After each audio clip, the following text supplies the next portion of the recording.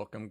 Oh, you're on. Mr. Gypsy's on the left side. Oh, Welcome, yeah, guys, to the. I was like, holy moly, I look a little different. But welcome, guys, to another day of the BSL. It's day 3. We've got Group C coming up, and we've got exciting players. We've got basically Team Chile going up against the one and only Mihu representing Team China. And Gypsy, I'm sure you've got a lot of thoughts on this matchup. Mihu's a very, very strong Terran, I've heard, and he's going up against some of the best players from South America. Yeah, well, first of all, Nayokin, I think this is what happens when you get downgraded from #1 caster, because now Big Gyp's the full-time caster. Mm-hmm. So that's why I'm on this side. Well, I'm sure it'll get flipped in a few minutes. We'll see what happens after we go to a break. Well, yeah, we'll see. Apparently, so yeah, actually we have today an interesting group. Like you said, Nayokin, 3 Chileans. Medino unfortunately had to pull out of the tournament last minute due to an emergency here, which is why he's not going to be playing today. And instead, NbA, the Protoss player from Chile, is going to be taking his spot. But the first game is going to be Mihu versus Tech, which is going to be really, really interesting to watch. I mean, Mihu I've heard just godly things about, but I haven't gotten to watch him yet. And as a Terran player, of course, that's exciting. To the people that don't know, the Chinese actually have been playing on another server, so they don't even play like on the international server or whatever with all of us and the Koreans. They literally have their own server, so that's why we haven't really seen them too often. And I feel like, BSL13, I mean, it's going to be a great stage to just showcase how good these Chinese players really are. Yeah, I also have not seen Mihu play, but when I was casting with Scan in the downtime, he was telling me that Mihu, I think he said, reached 2,800, which is an insane rating. Yeah. And I asked him, okay, so he must be very good. Obviously, he must play the modern 2-1 style. You know what he actually told me? He told me that Mihu likes to play 6-fact. So no way. Yes, he told me he likes to play +1 6-fact. And because I'm aware of this, yeah. I mean, I'm sure you've played Tech before. I mean, what does this guy do? This is Gateway, man. This is like 10 gate on 3 bases. Yeah. And that's a good counter to 6-fact. Well, you know who was the master of 6-fact? 4GG. Yeah, 4GG. Yeah, dude, I've never seen someone just relentlessly 2-base timing in TVP, but he was so clean at it, man. He's so clean. I mean, 4GG for a while was streaming on Twitch. Some hilarious clips, I think, hopefully, they might still be there on his Twitch channel. But he was just game after game, man. 4-fact, 5-fact, 6-fact. But his push mechanics were so good. So I feel like I'll take your word for it, Nayokin, or I guess I'll take Scan's word for it. I'm interested to see. It's very rare in the modern day to see that type of non-upgrade Terran style. But, I mean, if you're really good at it, you can make it work. Yeah, and it's funny because when he said that, yeah, I literally just said, okay, so this is 4GG Junior. Yeah. And he didn't say yes or no, but yeah, he made it sound like this might be a 4GG like type of corner smirk. Yeah. Now, he activated my trap. He didn't really tell me, like, is this a guy that plays 4-fact? Because 4GG played all types of timings. He played 4-fact, he played 5-fact, 6-fact. He specifically said 6-factor. So I don't know if there's any type of variation that we're going to see.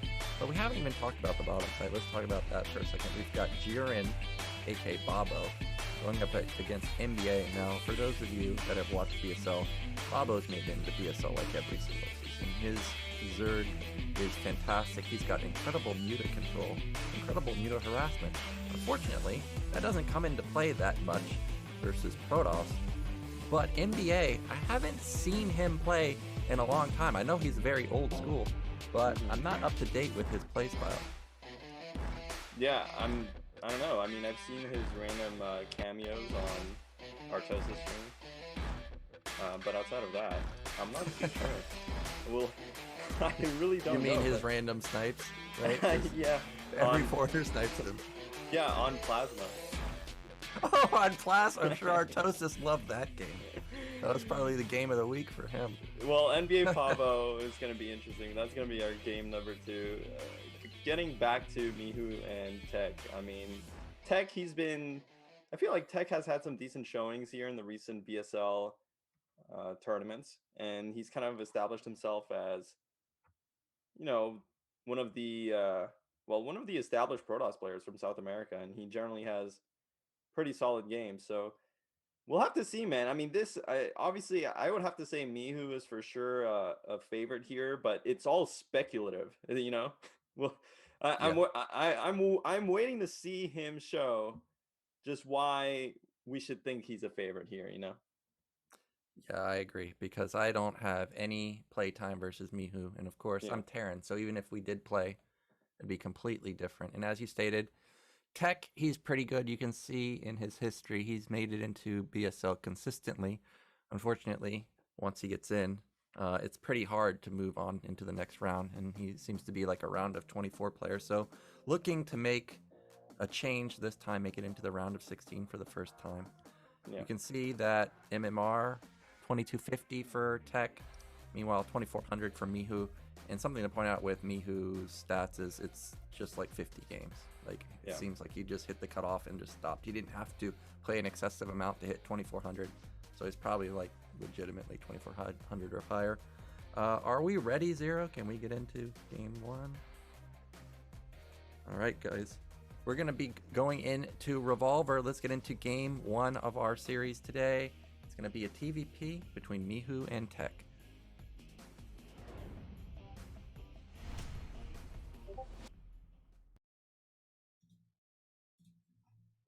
Okay, guys, in the top left, our Protoss from South America. It is Tech. And then, in the top right, our blue Chinese Terran, it is Mihu. Now, as I stated before, guys, not familiar with Mihu's play, just going off of what I heard Scan talk about. He seems to be an aggressive player. Now, for those of you that have watched ASL, me and Scan consistently talk about the rush distances on Revolver.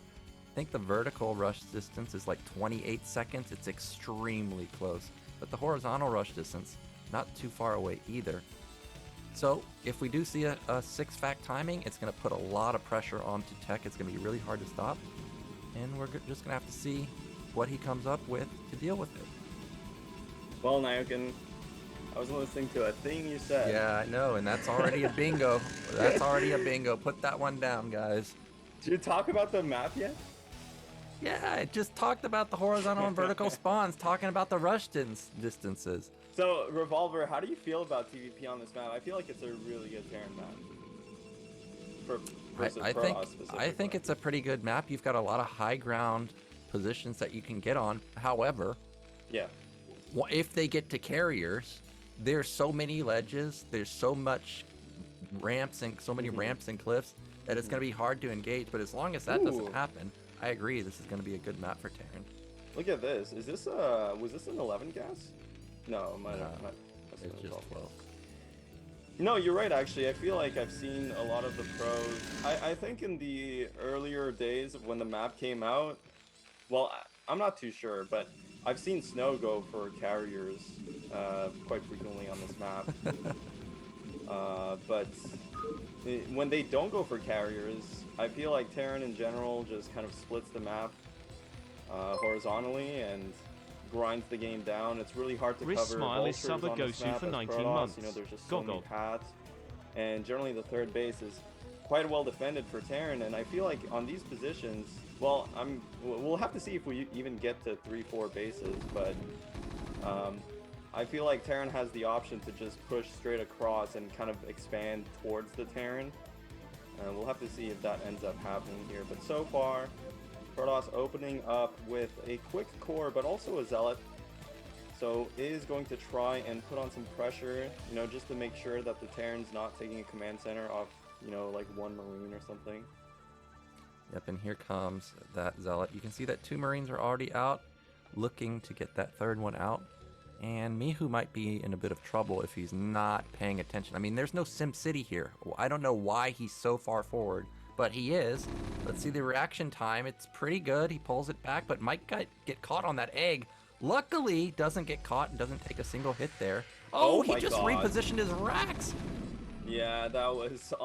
well, I think when you have 3 Marines, you're pretty safe against the Zella no matter what, but that was a bit sketchy.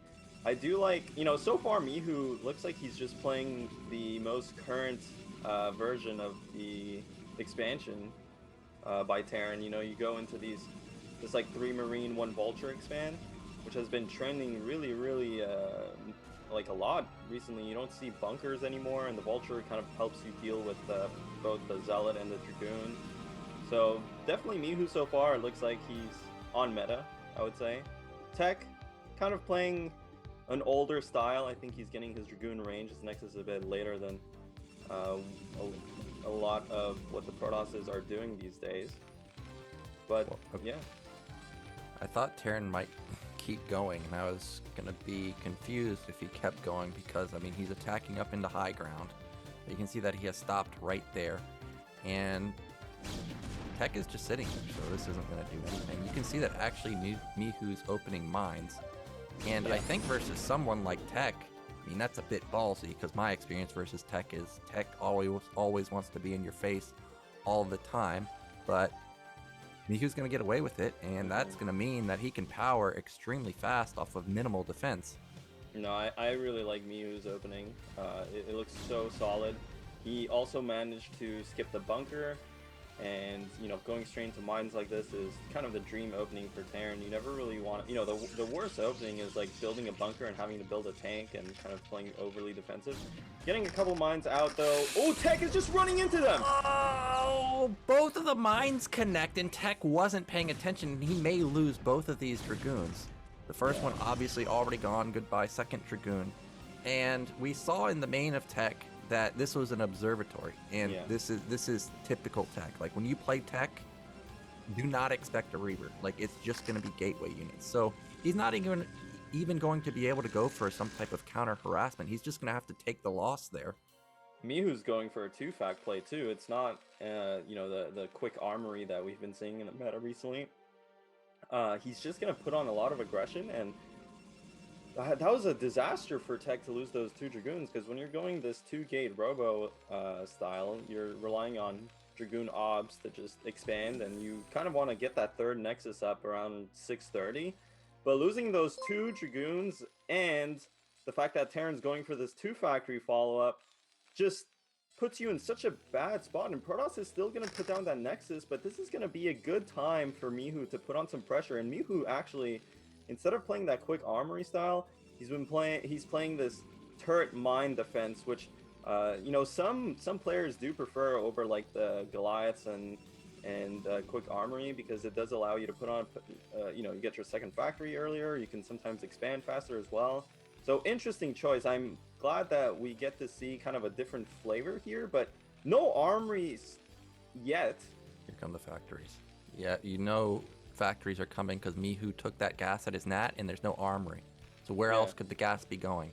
And we see, despite losing 2 goons, despite having no vision of what Terran's doing, Tech, he puts down that 3rd Nexus, and it's about to complete, and he's got the support bait coming up.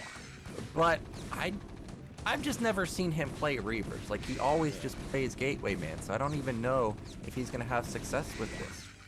Well, this is also delayed Reaver. You know, generally when Protosses go Reaver, they usually get the Robotics and the Reaver before their 3rd base. So this, I don't even think he's going to have a Reaver and Shuttle in time for this push, and it's coming so fast, 7:30 in the game. Reaver is halfway done. Tech needs to find some time here before the Terran gets set up, because on that low ground, the Terran will be able to threaten both the natural and the 3rd base. I don't think Mihu knows where the 3rd base from Tech is, or if there is one, but it looks like he's just going to push the natural 3rd up this ramp. This is a good fight from Tech. Snipes 1 tank off, but the mine from the back just connects, and Dragoons melting suddenly. Oh, he forgot about that mine that was set up, or didn't even realize there was a mine set up. I even forgot there was a mine there. I thought Mihu was actually going to go to the bottom side and set up a siege, because you can range the Nexus from the low ground. Now we see the Reaver has already gotten out, so he is going to be pushed back. Oh, dude, look at this. How ballsy are you? Yeah, he's just going to transfer when there's tanks at his base. Yeah, I mean, this is insane. And Mihu has one more mine there. Is that going to connect? It doesn't even need to connect. These tanks are mowing down the Dragoons. The Reaver is out, but without support, I mean, this Reaver is going to get pushed back. This is some good, okay, some good micro until it dies. And now Mihu is just getting into position, and this is looking like a nightmare for Protoss. I mean, I think he has his 4 gates up, but that's like 4 gates to 4 factories. And you know Terran's just rallying to this spot here, so I don't know if Protoss is going to be able to salvage this situation. Well, Protoss is donezo. Protoss has no units. Yeah. There it is. GG taps out. And that means Mihu is going to take game 1. And remember, guys, it is best of 1 in the initial couple games, and then it switches to best of 3. So Mihu's already in to the winner's match. Yeah, rough game there for Tech, honestly. Just everything going wrong in the beginning. Especially with those Dragoon, you know, every Dragoon matters when you're doing this kind of 2-gate obs play.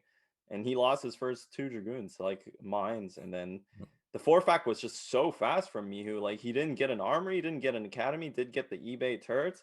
But just straight into 4 factories like that, it was really surprising, actually. Well, I mean, when you catch the first couple goons, you might as well punish them, right? Especially when you can range their natural from the low ground. Like, it's the only map that you can do that. You might as well go for it. Now, I have to point out, because I play Terran, did you notice the SCV count at the end?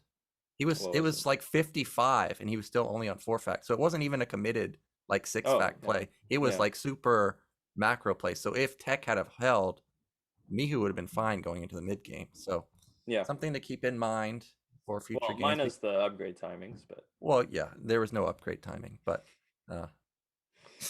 I mean, that was an interesting build. I'm kind of excited to see something fresh, and it worked really well. I mean, he executed it well. But yeah, quick game 1 there. So that was Mihu versus Tech, and now we're gonna go into NbA versus Babo, or Jiren, a.k.a. You think most people know Jiren as Babo, or no? I had no idea who Jiren was. I had to take a look at his face for us. I was like, I recognize that face, and I realized is it the glasses that gave it away? You know, somebody in the chat said, "This is TT1's brother," because look at those sunglasses, man. They're huge. Yeah. I got a question for you. You think NbA is Goku here? Does he have a shot at taking down Jiren? I mean, if he can turn his hair golden, maybe. Golden? I feel like well, yeah. I mean, if you're, Super Saiyan. What? You seen Dragon Ball Super? Oh, you mean blue now? Yeah, more than blue though. Oh, is Super the one where they turn into the monkeys? No, you got it right. When they turn golden. Mm-hmm. Yeah, dude, I don't know. Super, no, whatever. Super Saiyan Blue. But you got to go more than Super Saiyan Blue to take down Jiren, man. You got to go Ultra Instinct. You think NbA has the Ultra Instinct? Yeah, I mean, we'll have to see. NbA definitely a bit of an underdog here, coming in as a last-minute replacement as well for Mendinho. Now, I'll say this, though. NbA hasn't had time to prepare for this tournament, obviously, because I think, this replacement was done like yesterday. But at the same time, Babo's been practicing versus Terran, right? So I don't think, or Jiren, I guess. Jiren isn't going to be ready for kind of a Protoss player here. And that'll be, an advantage for NbA, I guess, or at least not as big of a disadvantage as you would imagine. Now, NbA has been in the Gosu League. You can see there BSL11 and 10 doing pretty decently for himself. So this is going to be a really good chance for him to kind of test himself against the higher tier players. Yeah, Jiren's going to be a good test for him. We're getting a look at the stats. As you can see, in the earlier stages of, or earlier seasons of BSL, Jiren had a little bit higher results lately. not getting the results he wanted. And as you mentioned, NBA, Gosu League, top 10 type of player. So it's going to be hard going up against Jiren. But, you know, they are from South America. Obviously, well, I'm assuming they queue versus each other quite a lot. So there's going to be some history there. And, of course, guys, we're going to be going into Revolver as our map for this series. So let's get into a PvZ between NBA and Babo.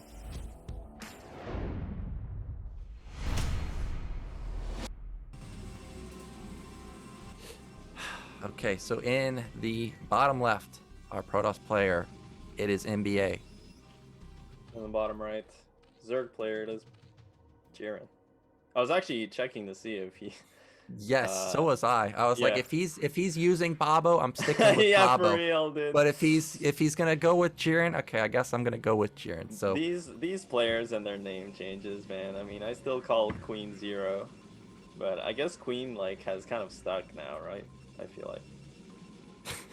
Yeah, I mean, it's so hard when I cast and like hear like if Zeros versus Hero.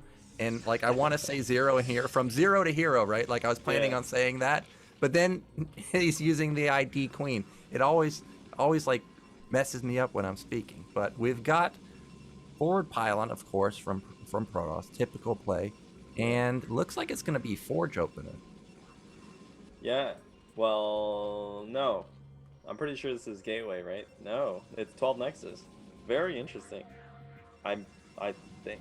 It could be 12 Nexus or could Forge. Be Delay Forge, yeah. No, I guess maybe you're right now. I can't believe I would ever doubt you. I know. Protoss knowledge.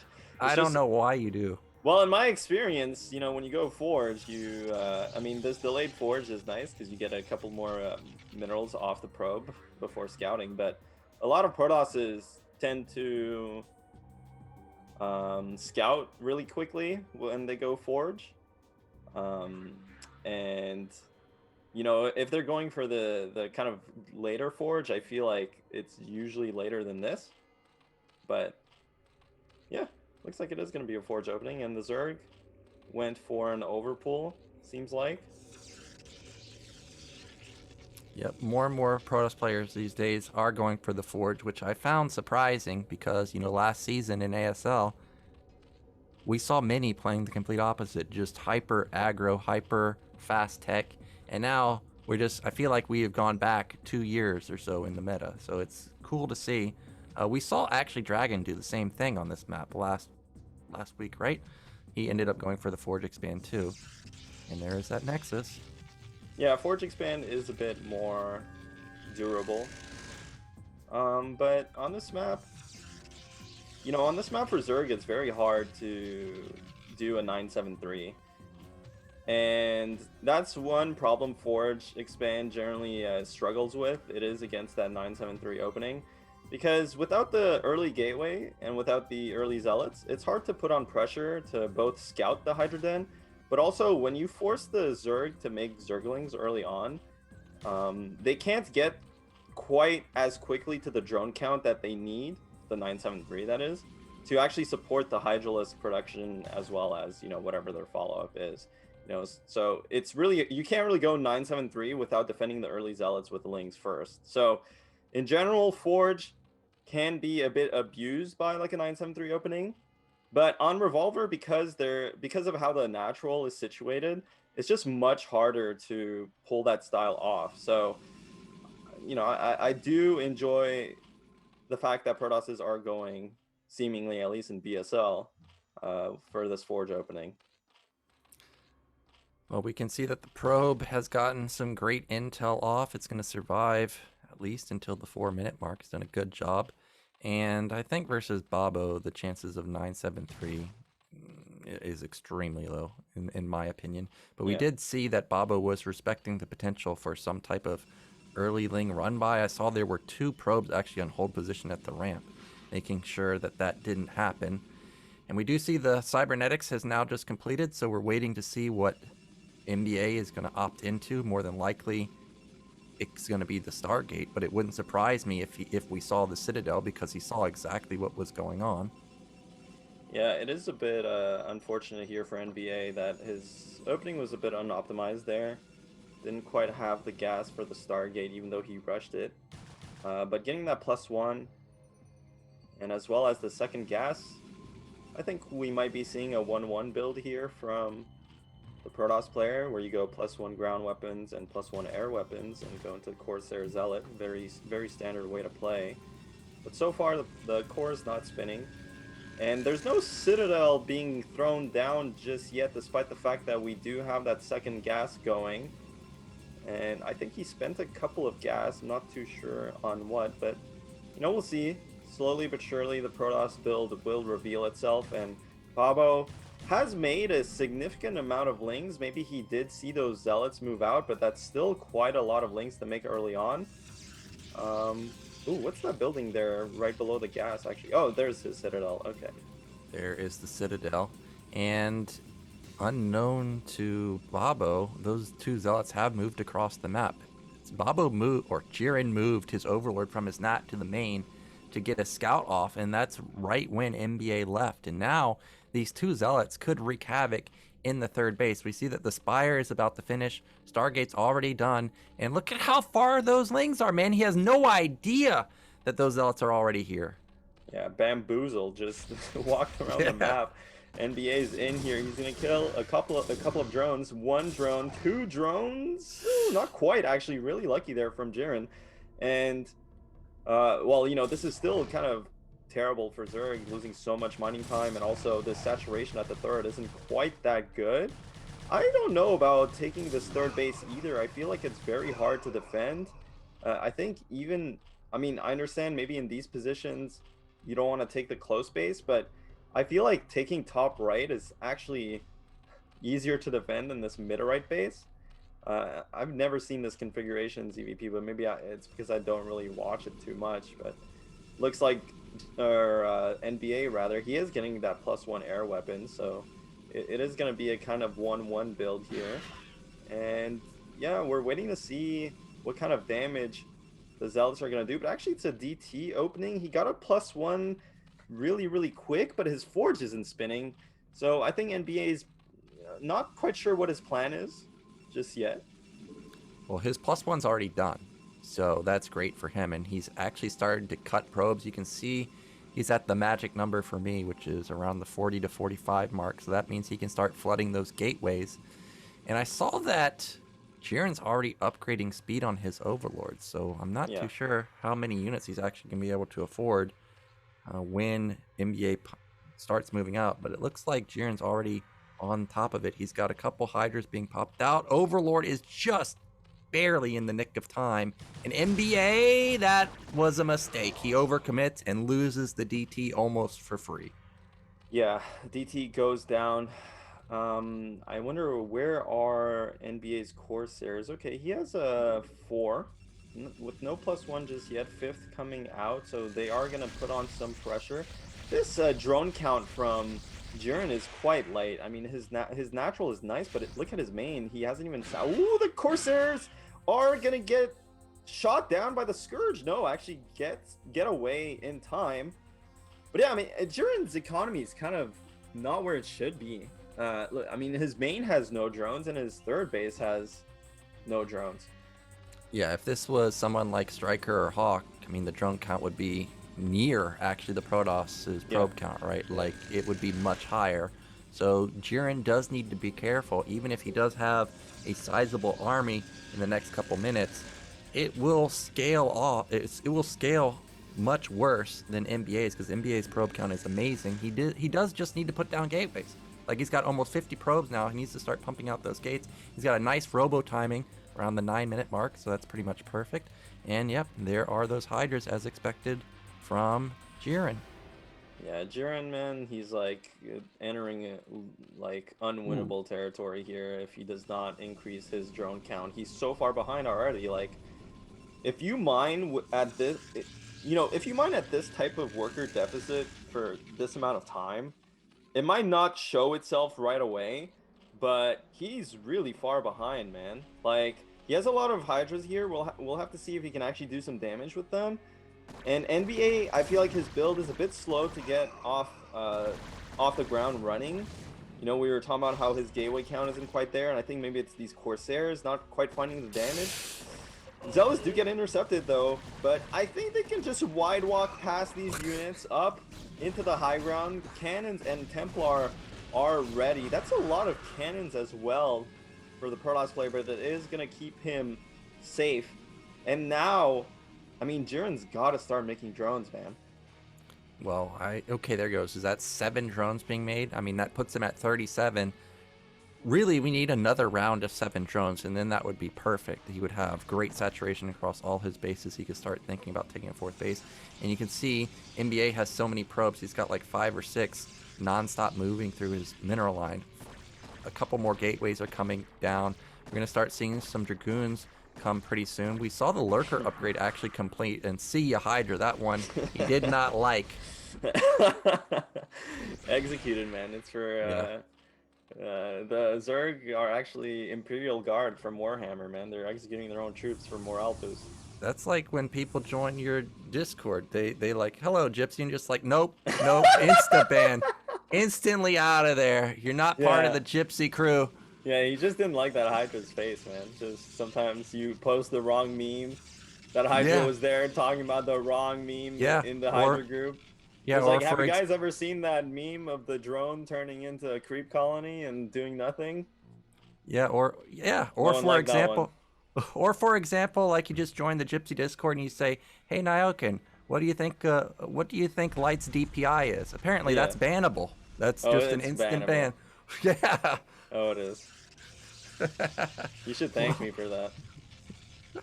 I actually messaged that guy later and told him. Okay, well, we've got a triple DT drop and 1 Templar. So Jiren's about to get the business right now, and Sayers are going to wreak havoc too. There's a drone transfer into the DTs. I'm not sure that's what he wants. Oh, that was a great save. Fat storm everywhere, and the DTs are still running around. Jiren's gonna have a hard time dealing with these with this harass. I mean, he took so much damage, so many drones dying. This shuttle is gonna get away despite not having speed, so really good maneuvering there from NbA. Only loses 1 DT, but did so much economic damage. And behind this, more importantly, he's buying so much time for his mid-left base to come out online. Protoss also at 1-1 upgrades. Again, the Forge not quite spinning. We saw this with who was it last week? Dark. He had such a good position against Cross, but for some reason his upgrades just weren't there. So hopefully NbA does not blunder in the same way, because NbA is really like in just such a beautiful position here. When you take your 3rd base, you have decent upgrades here, and then Zerg still only on 6 hatcheries, and I don't think Zerg has a 2nd evolution chamber or anything. And just look, he's not mining anywhere. These Corsairs are gonna go down though. Yeah, that was ambitious. Oh, somehow 12 or whatever Scourge do not take down all 4 of the Sayers. Now, meanwhile, Jiren is struggling with his drones. Like, he has so many at the natural, not very many in the main. There's another DT in the main executing these drones. And meanwhile, the shuttle is still alive with that Templar. Let's see if he can get some kills this time. Fat Storm about to go down on top of so many drones. That was like 15 drones dying. And Jiren's just struggling now. NbA looks like he wants to pull the trigger. His units aren't quite grouped up the way he would want them to. So gonna retreat for now, back onto the high ground. Being on 3 base like this as Protoss is insane though. He has so many Dragoons, so many Zealots, so many Templar. +2. Ooh, double Forge coming as well. So many gateways, but you know, against lurkers you have to find the right engagement here, and NbA is just gonna shark around. Doesn't like what he's seeing so far, but you know, with all things considered, he's doing just so much damage with that 1 shuttle. It doesn't really matter for him to put on too much pressure as long as he's macroing behind this. And Jiren is just struggling, man. The supplies are starting to get out of hand here for Zerg. Well, you know that NbA wants to attack, but unfortunately he's not feeling confident to attack into those lurkers. I mean, I don't blame him, but he could do it, man. He's up 40 supply, like you said. He's still got that shuttle on the right side of the map that Jiren just can't take care of for some reason. Maybe he'll get it with these Scourge, but Jiren is actually hidden the base at top right, and if that goes unfound, that might be a way for Jiren to actually catch up. He's got a decent drone count up there. What is it, like 7? But NbA sharking around the top side of the map. Yeah, NbA, I mean, if he comes up here to deny the top right base, that would be really good for him. You know, fortunately for NbA, Jiren's not really moving his army at all, so there's no threat to mid-left as Protoss just moves his entire army to the different quadrants here, and it looks like NbA is going to walk up into this mid-right base, probably unaware that there's a base top right, but this is such a good position for Protoss to be in. He has so many Templar in range. Gosh. Storm on top of all of the lurkers, they just splatter underground. And, I mean, there's still a couple of lurkers here to the north side of the base. I don't think he has observers, though. He's just kind of dry fighting this, trying to storm down the lurkers as they shoot. But, you know, without observers, this army is going to go down eventually, but not before killing a bunch of drones and hatcheries. Yeah, he killed one hatch, but Jiren is going to hold just barely because NbA had 2 observers, and that was it. So not going to be able to make a killing move, but look at that gateway count. It's at something like 11. I couldn't tell if he has double or triple forge, but he has at least double forge. And he's got +2 armor coming in. Looks like +2 weapon may have already completed, so his +3 has started. He's going to have some powerful upgrades, but Jiren, he's going to have +2 in a moment too. Yeah, and that was a huge mistake there from Protoss. Just donated so much supply for 1 hatchery, basically. Well, I guess, you know, he's still in a good position, but I feel like he was in such a dominating position that he could have just won the game outright, and now he has to kind of slow down, take another base. Zerg has time to take his own base. So relinquishing a bit of his advantage, but undoubtedly Protoss is still ahead here. And yeah, I mean, it looks like we're going back into this mustering phase. Jiren is also taking a 5th base at bottom right. And yeah, I mean, both players just kind of massing more units. I'm wondering if Zerg is getting closer to Hive. It's going to be really hard to defend this top right. Nope, nowhere near Nidus. Well, we might have base trade scenario because we've got the entire Protoss army at top right, but I don't know how successful this is going to be because there's a lot of cannons. I see at least 1 storm there. There's a decent amount of army here too. Another Templar coming out. So Jiren, he's just going to go for the Hail Mary, but he's going to be attacking uphill at the same time. I don't think this is exactly what he's looking for. Yeah, but is there enough defense here? There's a couple of Templar on the bottom side there.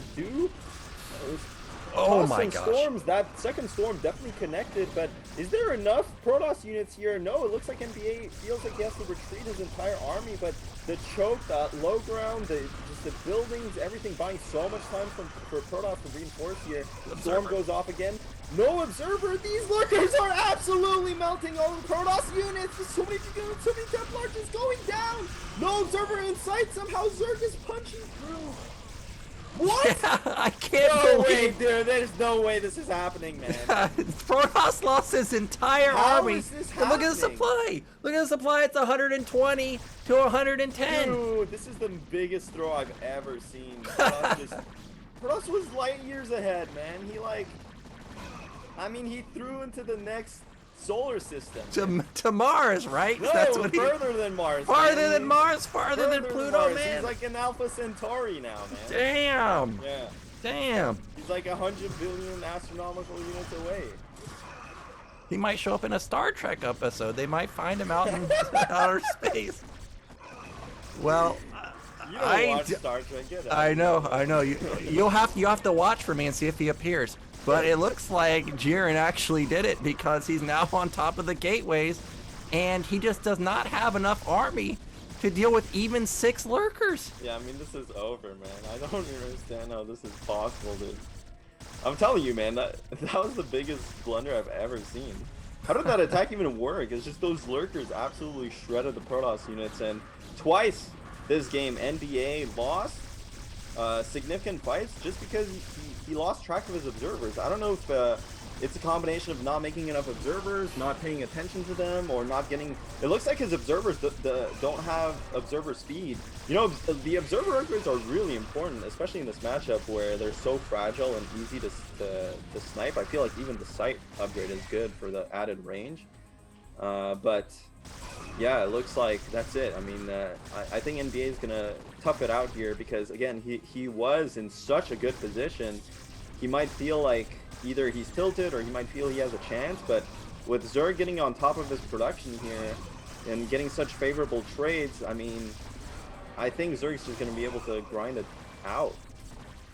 Yeah, he just doesn't have enough stuff to stop it anymore. Gateways are falling left and right. Meanwhile, Hydras are just consistently rallied across the map. He's now down to 6 gateways. He's trying to retake bottom left. The game could keep going because if we look at the probe count, it's still even to the drone count. So, I mean, the NBA isn't out of it just yet, but he's losing everything in his main. Yeah, I mean, maybe if somehow NBA can start rebuilding gateways at top left, but, you know, as the game keeps progressing here, you know, from second to second, Zerg is increasing their supply lead, and all these gateway units are coming out of bottom left. They're just dying in very inefficient fashion. And now, I mean, Zerg's ahead, like 40 supply.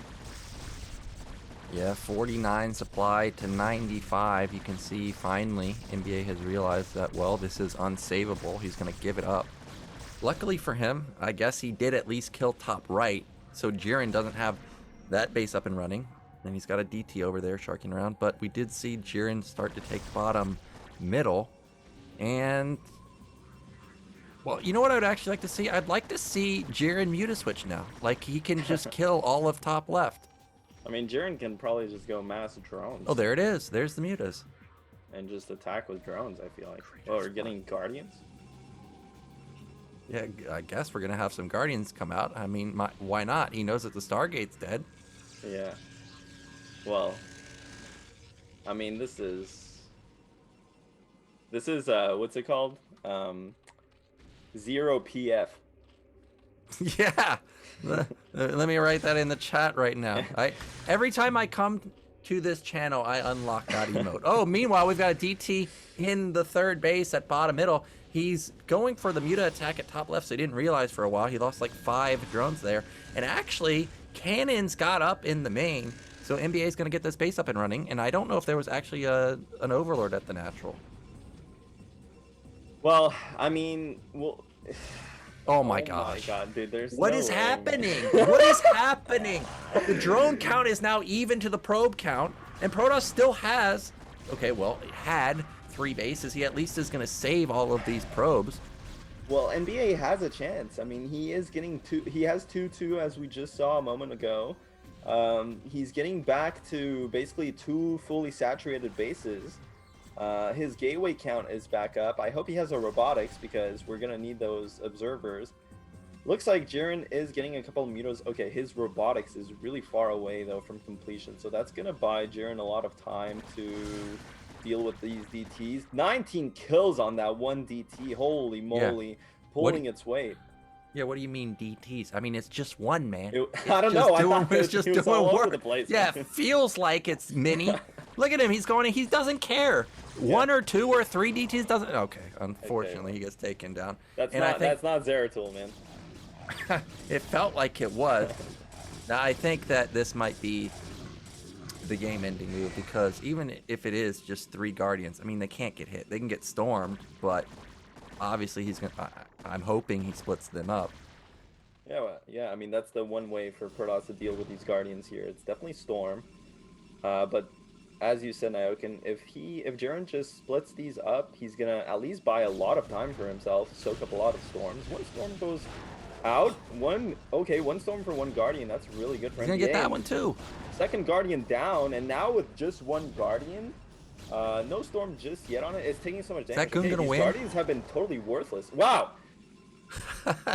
Well, I thought that was gonna win the game, but apparently No.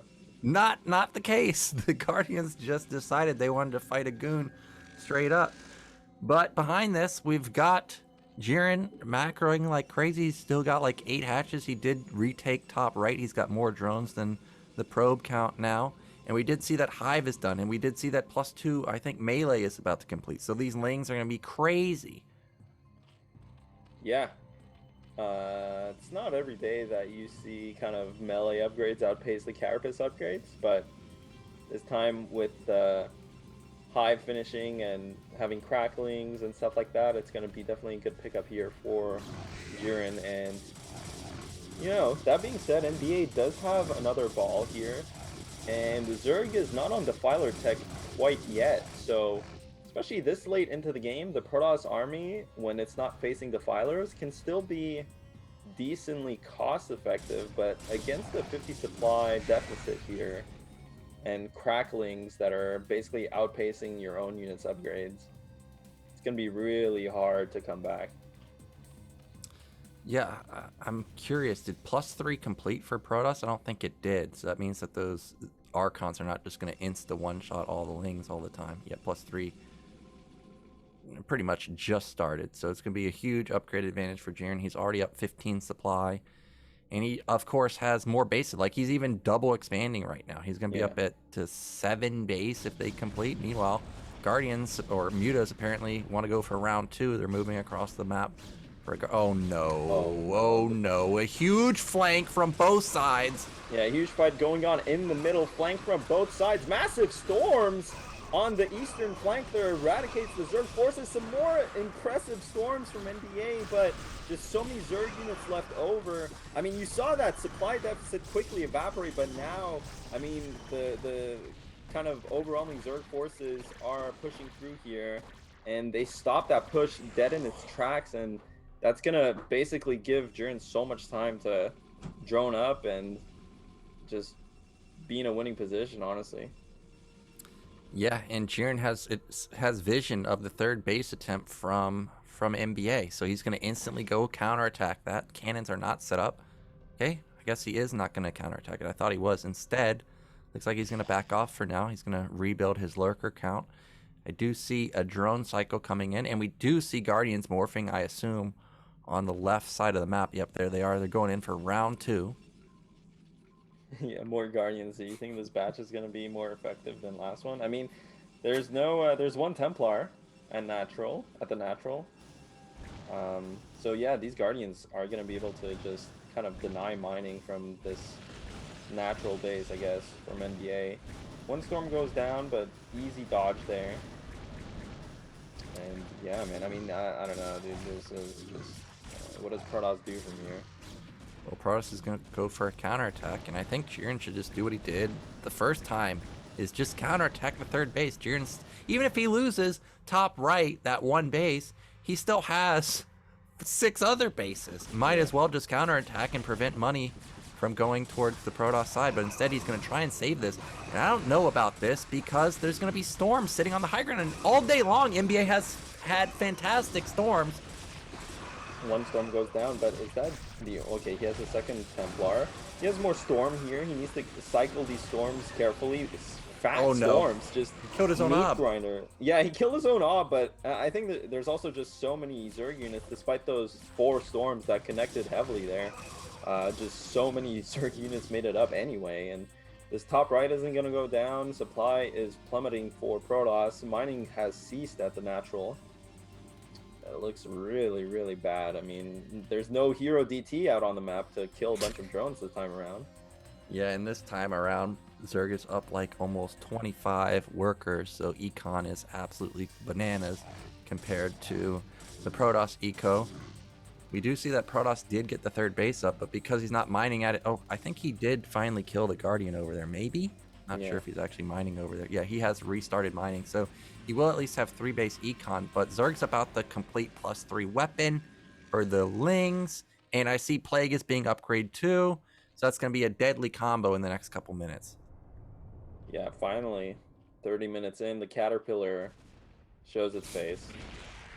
You know, it's so weird, because I feel like every time I look at the Defiler, I mean, I think it's obviously not a Caterpillar, it's like one of those, like, worm things. I don't know what they're called, man. Like in French, they're called like mille pattes or something, like the... Millipede. Millipedes, there you go. They look like that a bit, but they have like this skull for a face or something. It's weird, man. Well, that's because they bring death. Right? Like they're just gonna... I mean, they got Plague, man. Like, you're dead once that starts coming out. They got the ketchup. Let's see if he can put the catch-up on these red Protoss units. These mutas, unfortunately, not long for the world. But here comes that millipede, and there's the orange cloud. And that is just so much Zerg.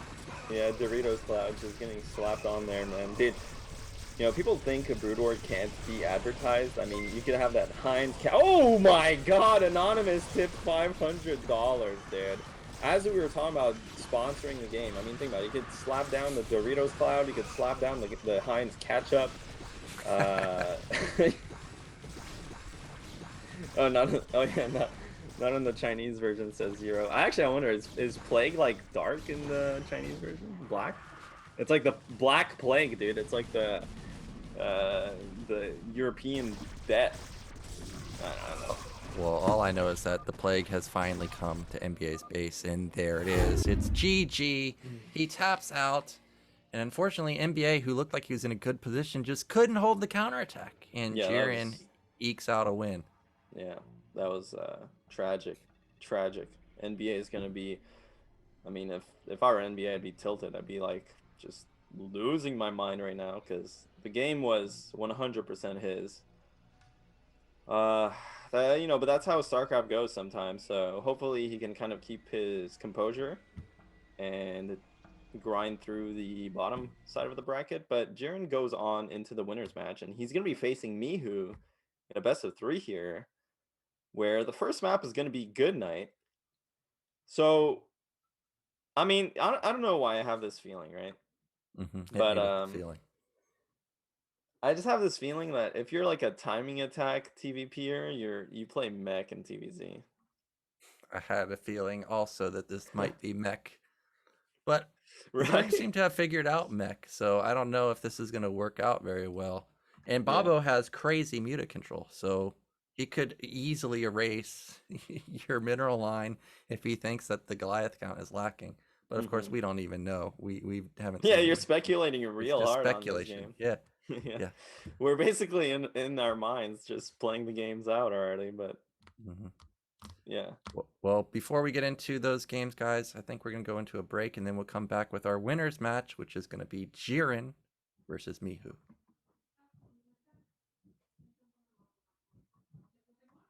And I'll be on the left side.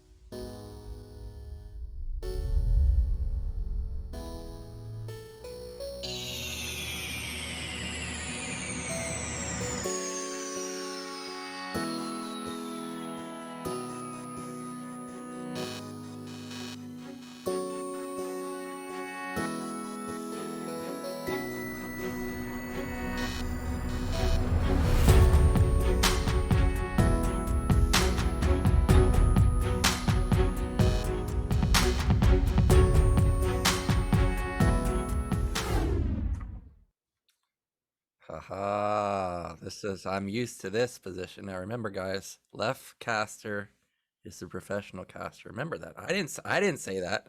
I didn't say that. Guy over on the right. Oh, that's my right. That's what I meant. Over Yeah, it's there, the he wrong said, one. yeah, Yeah. yeah, my right. Clearly, I'm the professional here. So, as you guys saw in the graphics before we came back, there's going to be some show matches between basically Team China and Team Europe. What was it? DeWalt, Bonnet, and Zeke, if I remember correctly. And if I also remember correctly, that's going to be tomorrow after ASL. So definitely But check that yeah, out. Those after games should be ASL, but before BSL. yes, before BSL. So there's going to be a ton of StarCraft tomorrow. Like it's just going to be endless, nonstop, over and over and over. But now we're going to be going into the winners match of Group C. We just saw Jiren come back versus NbA. Nicely done. And meanwhile, we saw Mihu take down Tech in a pretty easy game 1. Yeah, Mihu kind of straightforward with his build and execution. Absolutely dismantling Tech after that, small mistake there of losing the Dragoons to Mines. Of course, TVZ. I mean, if there's another matchup where that can happen, where the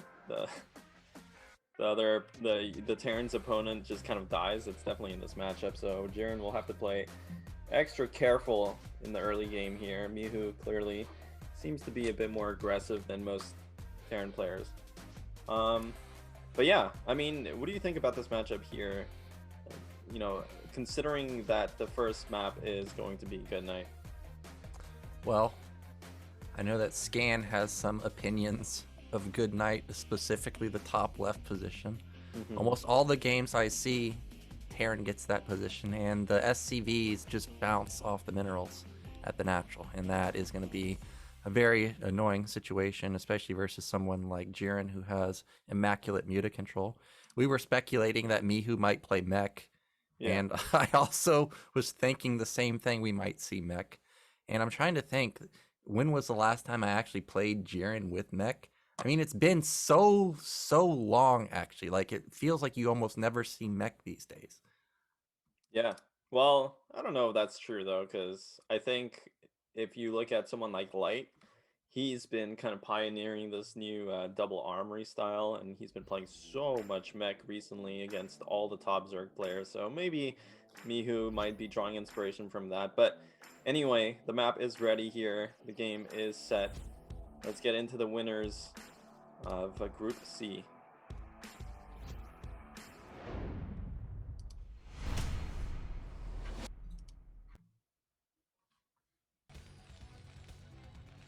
So in the top right, our Terran player, or bottom right, I mean, it is Mihu. And then in the bottom left, with a nice comeback versus NbA, it is Jiren. Now, I know Jiren is aggressive, but I'm trying to think, how often did he like 9 pool or 12 pool versus me? I feel like not very often. Typically, what makes Jiren hard to play against is he's just aggressive once he gets into mutas, and it's hard to judge, is he all in? Did he take a third base somewhere in the center of the map or top left or something, and he's still going mass mutas, or when he's actually like tech switching? I mean, that's the hardest part for me, at least, versus him. Yeah, that's a good point. So far though, looks like Jiren is I'm waiting. Okay, no, he did make an overlord, so it is gonna be a 12 hatchery opening most likely, unless he goes for like a 12 pool, 11 gas or something like that, which could be pretty decent as well, but definitely not as standard. And Mihu with the 11 racks, so doesn't look like, generally if Terran's gonna mech, they're either gonna open with a factory or they're gonna open with a wall at their natural to expand first and then fall back into kind of mech. But neither of those things happening, so it looks like Mihu is just gonna be playing standard, sending out a slightly delayed scout. Generally you see that scout at like 12, but he sent it at 13. Luckily for him though, he will get to scout Zerg first, and that'll enable him to possibly go for a 16 command center, although Jiren already has a drone at the natural. So in any case, Mihu's gonna be feeling pretty good seeing this hatch first. Yep, and we do see that Jiren did not play risky at all. He ended up just going for the 12, 11, 10. He did not play like what we've seen Hero play often these days, which is like build an additional 2 or 3 drones before building that pool. So he would not have been vulnerable to any type of like 8 racks play. He did just play it safe. Meanwhile, drone, I mean, he does confirm that there's a command center, but other than that, doesn't get really much done. I thought that SCV that we saw pulled off for a second was going to build a gas, but not the case. And now that the 250 mark has come and gone, this means that this is going to be a bio opener. 100%.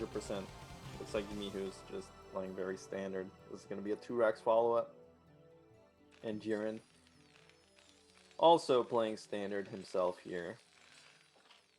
Yep, so now we're just waiting to see gas and academy timing, because more than likely we're going to see 2 racks versus 2 hatch. I mean, that's just the common follow-up. Sometimes you see fast gas and fast +1, but I mean, very few players actually do that. Generally, it's just the typical 2 racks academy. There's the second racks. But if he's going to go for a pressure build, he needs to put down that gas and academy pretty soon. Otherwise, this is just going to be kind of, I guess, a defensive play. Well, he actually went for a 3rd depot. So generally you know, like for example, did he go? I'm pretty sure. Yeah, he did. It's at his nat, so he's not going to be supply blocked. But he's playing super defensively then, because generally, you know, Light, for example, and most Terrans tend to get that Refinery Academy off of 2 depots, and this 3 depot play, I do like it though, because it's just as safe as you can get against something like Mass Lings, right? So that being said though, the Academy is going to be a bit later, so importantly, range is going to be a bit later. So maybe Jiren can abuse that with his Mutalisk timing. Yeah, he could definitely abuse. I mean, Jiren's got really good muta control. Bunker coming down. And I'm a little bit surprised to see that, because he did get a full scout off and see that it was only 4 lings. But he's feeling like, okay, I'm the better player here, potentially. Yeah. And if I just build the bunker and make sure that I don't die to something dumb like this guy built 12 lings and now I just get run over because I only have 8 Marines. He just wants to play safe here. And we see that the academy finished, stim has started, and this is what I'm talking about. Even though Jiren is low eco, well, actually he's not low eco. He's still taking mid left. He's got a good drone count. Yeah, no, I actually thought for a second that Mihu might have forgotten his eBay, but it looks like he threw it down just. So it's going to be cutting it really close, but this should be timed decently enough. 3rd racks on the way. 4 racks. You think it's going to be 4 racks? Yeah. So he's going to play defensive 4 racks. It's too bad Drone Man isn't in the chat right now, a.k.a. Rhett, because this is his go-to build. This is his specialty, yeah. This is his Actually, move. I gotta say, I really like this build from Mihu, because with that 3rd depot, right, he got so many more Marines than you usually would off this early 2 racks, which means he can actually pressure the map quite well here if he just pushes out. And then if you have 4 racks behind that, I mean, it can be really hard to deal with. So I think overall the cohesiveness of this build, in my mind at least, makes a lot of sense, though. Mihu seems to just be chilling outside of his natural, which is the safe thing to do. Again, his range just started. So Jiren's going to have a lot of time with these Mutalisks where the Marines just aren't going to be able to fight back. Yeah, so range takes about a minute, a little bit longer than a minute, so there's going to be a window of opportunity for Jiren. But because the Marine count is so high, Jiren may not actually feel confident to try and engage here. So, well, I mean, Jiren's kind of in the center of the map. I don't know where he's intending to go. It looks like he's just going to try and engage these Marines, just keep them at bay, and this is going to buy Mihu that time to get range up. Look, he's not getting harassed at his nat, he's not getting harassed at his main. If I was Terran here, I'd be feeling fantastic. Yeah, and to be honest, Mihu's on really low SCV count. I mean, he had to cut for quite a while, especially because he went for that 4 racks. Generally, you go 2 racks, 3 racks, generally. And it kind of frees up your resources a bit more so that you don't have to cut so aggressively on your workers. And the problem with cutting SCVs in this type of situation is if Zerg ever gets any harassment on your mineral line, it hurts that much more because you don't have the additional SCVs to buffer for. It looks like Jiren's gonna snipe one turret, doesn't lose any Mutalisks, so that was nicely done, but didn't really kill any SVs, and now he has to run back to deal with these Marines that now have range upgrade, and there's just so many of them. Jiren's gonna have to be really clean with his Mutalisk control to survive here, because I mean, this amount of M&M can just bust through 3 Sunks. Yeah, and if Mihu knows that the third base is at mid left, we saw Sunkens are at the natural, but there are none at the third base. But I love this push because it not only, even though Mihu has low SCV count, you just cannot go for a backstab, because if there's a backstab, Mihu just wins the game with a counterattack. So this is fantastic play from Terran. Wow, this is so aggressive from Mihu, and we were talking about how that TVP looks like he's an aggressive player. Well, let me tell you, this TVZ is about as aggro as you can get, considering his factors. There goes. So late, he's just gonna go for it. 3 Sunks, not enough to deal against these these Marines, but the Mutalisks did intercept the second group of Marines, but just not enough Zerg units to fight back, and it looks like Mihu is just gonna pound through these Sunks. Will the Mutalisks be enough? No. Jiren, GG's. Yeah, Jiren taps out. And that's just what you do when you play Terran versus Zerg. If Zerg's Mutalisks are out of position, just kill them. And that's what he did. And actually, the whole time I was watching the upgrades, right when Jiren tapped out, +1 weapon kicked in. Yeah. So what an anti-timing. Yeah, unfortunate, man. I don't know, dude. Mihu is just such an aggro player, though. Like, you saw that factory, right? He, like, started at 7:30. Which is just super late against 2-hatch. Generally, you want to start it like, well, I understand that his build was aggressive, but generally in most standard builds, you started at 6:30-ish. So, you know, when Terran's going that late tech, it's kind of indicative of just how aggressive they're playing in the mid game, and 2 racks and the 4 racks, but like nonstop Marine production, super hard on the SCV cutting. I think most Zergs would just not be used to the amount of Marines that Terran put out there. So kind of understandable that Jiren got slapped. But damn, yeah, if I were, you know, if I'm watching Mihu right now and I'm like a Protoss player, I'm a Zerg player, I would take note, you know? Yeah, like he clearly wants to be out on the map, bring it to you. It doesn't matter if he delays his tech. If you're out of position, you're gonna die. I mean, you saw it. I mean, the mutas weren't even that far away from the main army, right? Like what, maybe half a screen or a screen? It takes a lot of balls to attack into 3 Sunkens and be like, yeah, I can still do this. So yeah, Mihu, he's definitely got that killer instinct. He definitely wants to bring it to you. And it's hard versus Jiren because usually Jiren is the guy that dictates the flow of the game in the early stages. So I'm sure he's not used to actually being the one having the game dictated back on him. So it's going to be a bit of mix up here. Now, game 2, it's going to be Jiren's pick. Yeah. Well, let me tell you something. Yeah. There, hit me. Yeah, the thing is, dude, I'm going to hit you with it.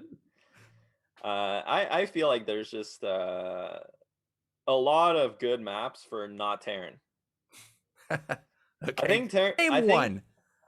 Name one. Well, we got Aztec. We got Heartbreak Ridge. We got I think in ZVT. I think that vertebrae map is pretty good. Yeah, it looks like it's gonna be Heartbreak Ridge here from Jiren. So, I mean, this is statistically pretty decent for Terran, but I feel like it's just been out of play for so long that it is hard to figure out what you want to do on here. But you cannot play this 2-rack style. I think he's gonna have to look for either going into mech or going into some kind of Valkyrie play. But anyway, let's get into game 2 here. Mihu is leading the series 1-0.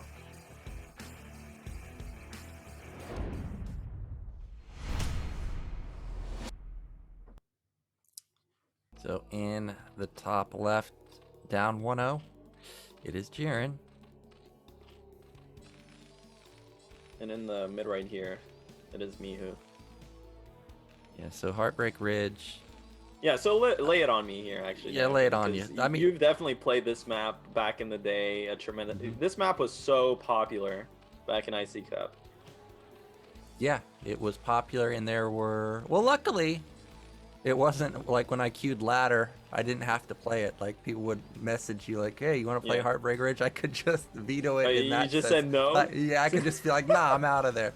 This is the map. You know, I talk about Lurker, Hydra, Defiler on stream sometimes, and how you get plagued and the Hydra just one-shots everything. This is the map where I first faced it. I think it was versus Hyun back then. I saw his comp, like he's going Hydra Defiler. I'm like, okay, well I got a free win. Then all of a sudden, my units are all plagued, and I'm walking uphill with one health Marines, and they're all just getting one-shotted, and I can't hit him because he's got Darkstorm. I mean, this map.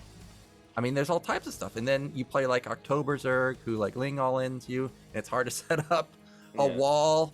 And then there's the temples in the back. There's all types of shenanigans. And then, of course, now this is not Zerg versus Terran, but there's the famous game, Yellow versus Bisu, where he's slow lurker dropping into Bisu's main.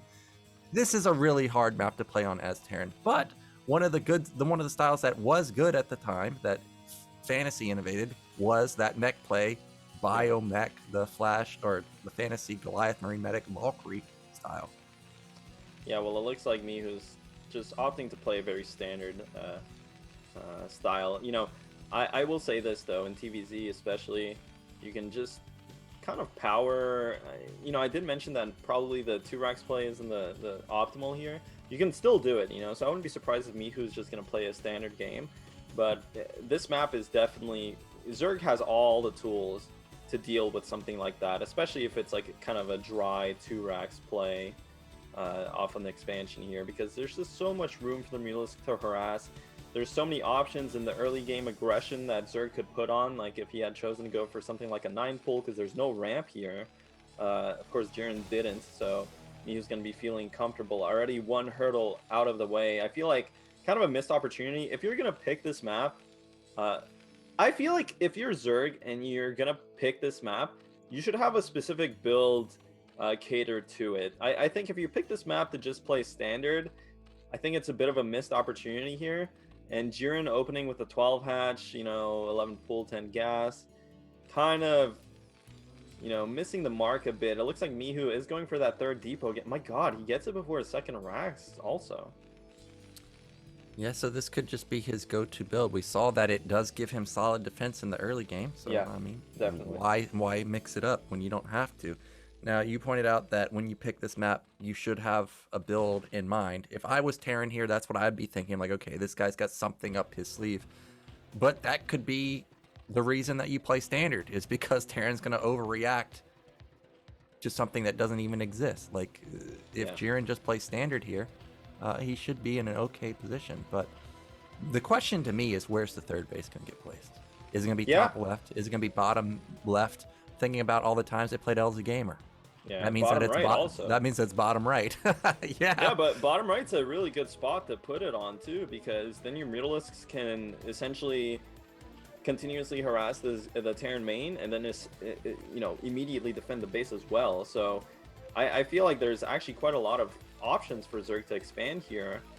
And man, I'm telling you, when you're doing this 2-Rax play, it just doesn't really pack as much of a punch. I feel like when you play on maps like this, where Mutalisks are really, really dominant, and something like Ascension as well, where there's so much room for Mutalisks to maneuver in, generally the only type of buy opening that works is that +1 build, because once you get +1 4-Rax, you actually just get so many Marines with the +1 as well, that they actually contest Mutalisks no matter what the terrain is. But when it's 2-Rax like this, your range is a bit delayed, your +1 is a bit delayed. Mutalisks, like well-microed Mutalisks, can really take advantage of it. So we'll have to see if Mihu can make this work, but he's basically playing the exact same build he played last game. Yeah, pretty much exactly the same. And we do see, I think Jiren took bottom left, he's taking bottom left. So that's just a normal base to tech. And you know, one of the strong points about bottom right, even though, you know, I hated that, or hated when LZ Gamer would take bottom right, is the entrance is very small. Like, only like 2 Marines can come in at a time, whereas bottom left is super open. Yeah. So I think if we have the same build like we have right here, which is just 4-Rax, we're going to have another scenario where there's just going to be an overwhelming amount of units. And this time, he's going to have to build Sunkens at both of his bases. Dude, this game, Mihu, last game he had 30 SCVs. This game he's got 28 SCVs. Just super, super low econ. Just so aggressive. But on a map like this, it's honestly, Zerg should have all the tools they need to stop this. So Jiren really, he just has to micro his Mutalisk as well, and he should be in a fine spot. Well, as a Terran player, you know, as a Terran player watching this game and analyzing, okay, like what is Mihu doing different than what I do that's allowing him to get away with this SCV count? You have to point out the main gas, he only has 1 on gas right now. So that's how he's got 2 extra SCVs mining minerals. Now, this time around, Jiren is going to try and put on some pressure with these Mutalisks, but the Marines are already out. There's no range. Well, range should complete in like the next 20 seconds. So it's not that much time for Babo to get something done. Yeah, this is really frustrating to play against as Zerg because it, you know, the truth is it is really hard to micro against a Terran that just stims and runs at you. And if your Mutalisk control isn't on point, you can still lose even if they don't have range. But the objective reality of it, like the theory of the game, is that you should be able to absolutely maul that early group. Like if you're a Zerg player, you need to have Mutalisk micro on point to just decimate any group of Marines that don't have range. It's just not doable for Terran to fight against Mutalisks without range. But now Jiren basically missed the opportunity. Then again, though, I mean, look at how hard it is for Terran to pressure, you know, as opposed to Good Night, where he just had to walk to the natural. On this map, there's just so many ridges, so much cover for these Mutalisks, like line of sight cover, and Jiren's just going to pick this group of Marines off. Yeah, and this was... Well, okay, I thought he... What? How is this happening? Okay, he doesn't lose all of his Mutalisks, but he lost way more than I was anticipating, and... Oh my gosh, I mean, that went better than expected, but still, Mihu loses his entire army. And as I stated, Babo, he's got really good muta control, so now that the game has kind of gone in his favor, this could start snowballing. Look at the SCV count, it's still at 32. I mean, that's extremely low. This is the problem, man. Like, he has no econ behind this. And look at how many SCVs he has idle at his natural. Like, this is where... this type of play just backfires. He hasn't started his starports. It's 8 minutes in. He has to make more turrets because it's Heartbreak Ridge. Terran's in a really bad spot right here. It is going to be tough. And +1 weapon kicked in for Jiren, but he loses 3 Mutalisks there. +1 weapon's not done yet for Mihu. It's going to kick in a second, so that's going to be a big power spike for him. I see that the factory is done. So he's going to start his starports. But look how many turrets you have to build on this map. I mean, that's 5. And he's okay. Well, this might have been overly ambitious for Babo because he's still taking turret shots from that bottom turret. Well, he's stealing a lot of SCVs, but he just threw away all his Mutalisks. Yeah. And now, how is he going to defend this move out? Luckily for Jiren, okay, a couple Mutalisks go. Oh my god, all his Mutalisks. I was going to say, luckily for Jiren, he's not switching yet into lurkers, so there's not this like lull in Mutalisk production. He should have enough Mutalisks to fight against this push out. But after losing so many Mutalisks for free, essentially, I don't think he's going to have enough units. I mean, there's these situations where Zerg can just sit there and mass mutas. And if you push too early as Terran, they can just aim move you with Mutaling. But I feel like Jiren just has bled so many units this game. I don't know if he's going to be able to, but actually, that group of Marines is going to go down. Well, remember it has +1. Okay, yeah, the Marines die, but they took down 2 or 3 mutas. Sunkens are not going to be in time if Mihu was to go right now, but he doesn't know it just yet, so he is actually going to allow this to happen. I actually don't think he has enough to take down the Mutaball and Sunkens, so this might just be a dead army, but this does alleviate pressure in the main, which is kind of what Mihu wants. He wants to get those vessels out. I don't think Jiren has teched at all, right? Like, this is just pure mutas at this point. I didn't see a Hydrogen, I didn't see Queen's Nest. I mean, I didn't see Evolution Chamber either. Yeah, Jiren is struggling with his transition here, and, you know, I gotta give credit to Mihu. Although this group of Marines is gonna go down, they only have 2 medics, they're out of energy. They're still gonna get some good trades off onto the Mutalisks, but yeah, Mihu, I have to give credit to him in that he recognizes that he plays low econ, right? And now he's kind of rebuilding his SCV count, realizing that he's not going to end the game. He has to play a later game. You can see 43 workers, 44 workers, and he's transitioning into the late game beautifully here. Double starport, science facility on the way. Jiren, however, is just making Mutalisks, just has 3 hatcheries. Hasn't, like, infrastructure-wise, just has done absolutely nothing. And so, despite the fact that Jiren has a supply lead here, and he's going to be able to crash into these turrets well before there's any vessels. I mean, Jiren has a timing here. He has to hit it. He has to hit these turrets. He has to kill the SCV line before vessels are out. And he might be able to still be in this game. But if he waits, man, he's done. He's done for if he waits. Yeah, he's missing the timing. When I saw the 3 turrets at the main, I was like, uh-oh, Terran's in deep, deep trouble. But Jiren, he's just hanging around, not really doing much. Now he's going to come in, but I see an additional turret did get up. I see that the science facility is blinking, so... Has 2 control groups, though. Oh, that is a lot of Mutalisks. But Mihu, he's already out on the map. He's decided he's just going to sack his main. Oh, I thought he was going to go for a counter. I guess he's going to lose his command center, man. He can't attack because Zerg just sat there and made a bunch of sunks. And this is just how you can cheese a win, honestly. I mean, a Zerg just easily can just play this counterattack style, but he cannot afford to take this fight. And he did kill the command center, which is a huge win for Zerg. But now, you know, Mihu looks like he has science. He has a couple of science vessels. He's also got 2 more on the way. I'm not quite sure that even with this huge economic lead that Jiren has here, can he actually just keep making Mutalisks? He's gonna have good micro with separating them when they get irradiated.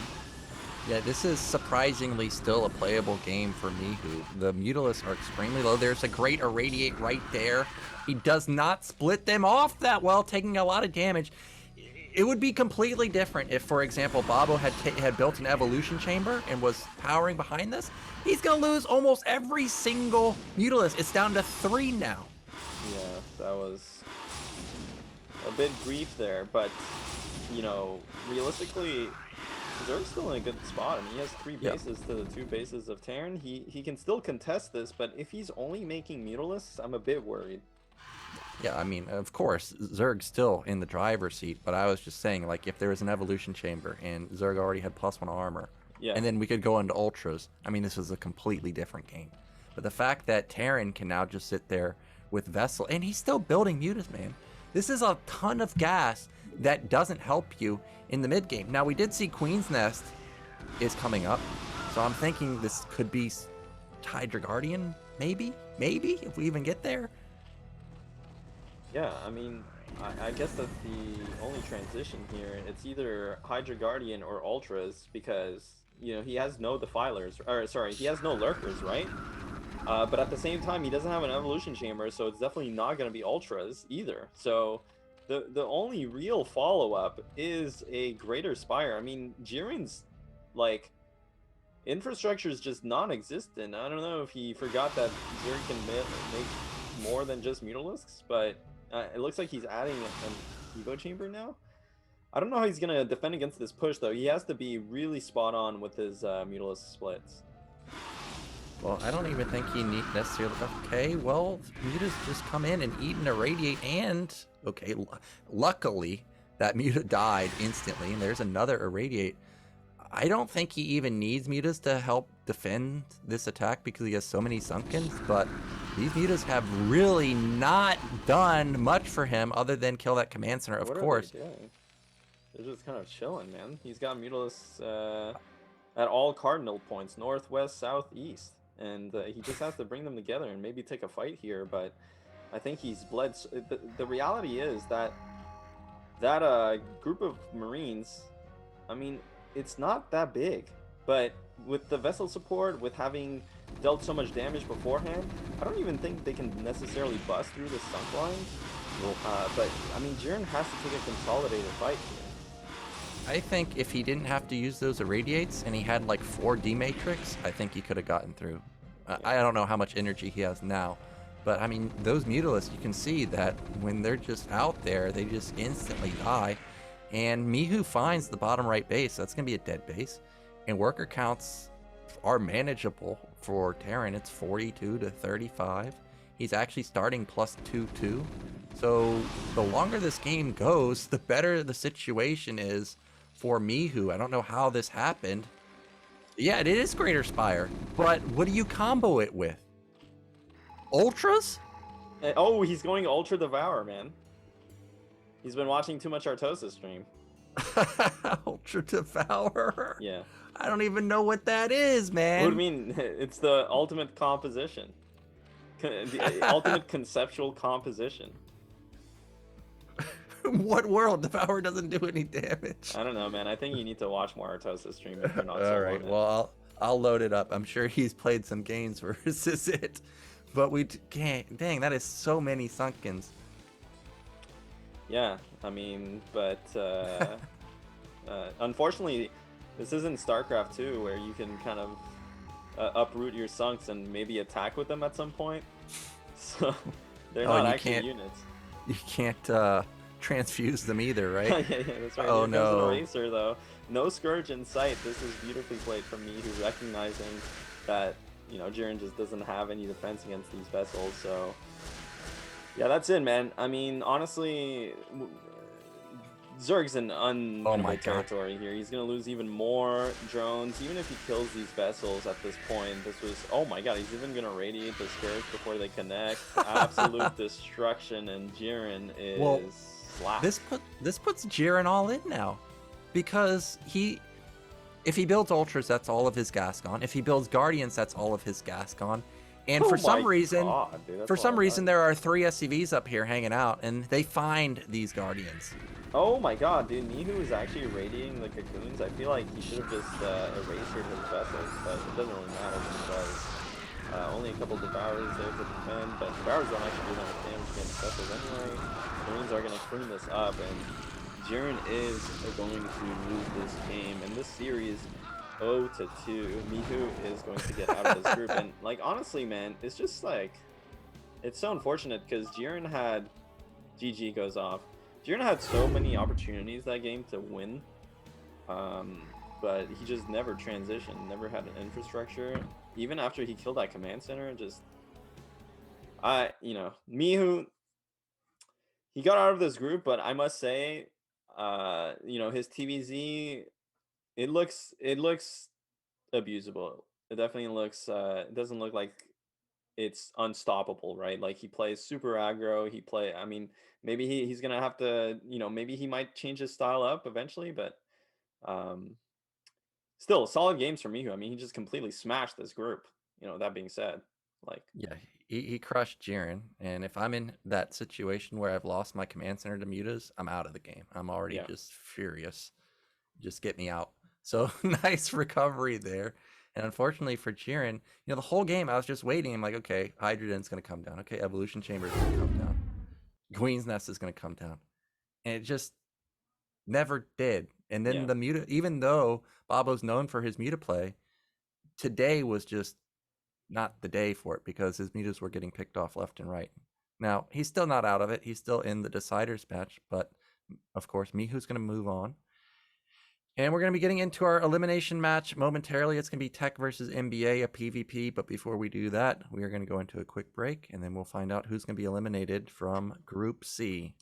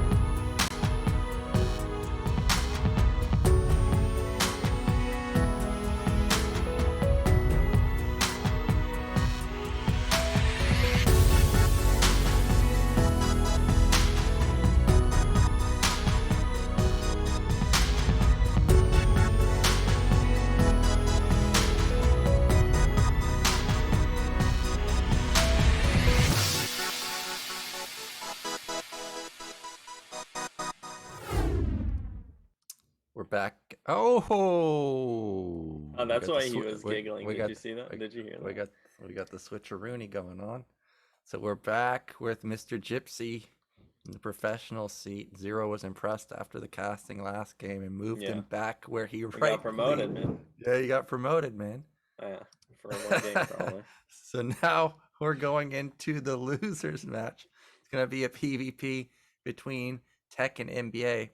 You know, for some reason, I was thinking Tech's PvP is pretty darn good because I thought, didn't we see him versus DeWalt like on Yeah, Eclipse it was him in a that recent almost season? slapped him. Yeah. Yeah, he almost beat him, but I'm like looking on Liquipedia for the past 5 minutes trying to find that result, and I can't find It's it. So I thought it was, BSL10, like group stage, I think. yeah, I thought I was going crazy, but yeah, Tech, his PvP is obviously very solid.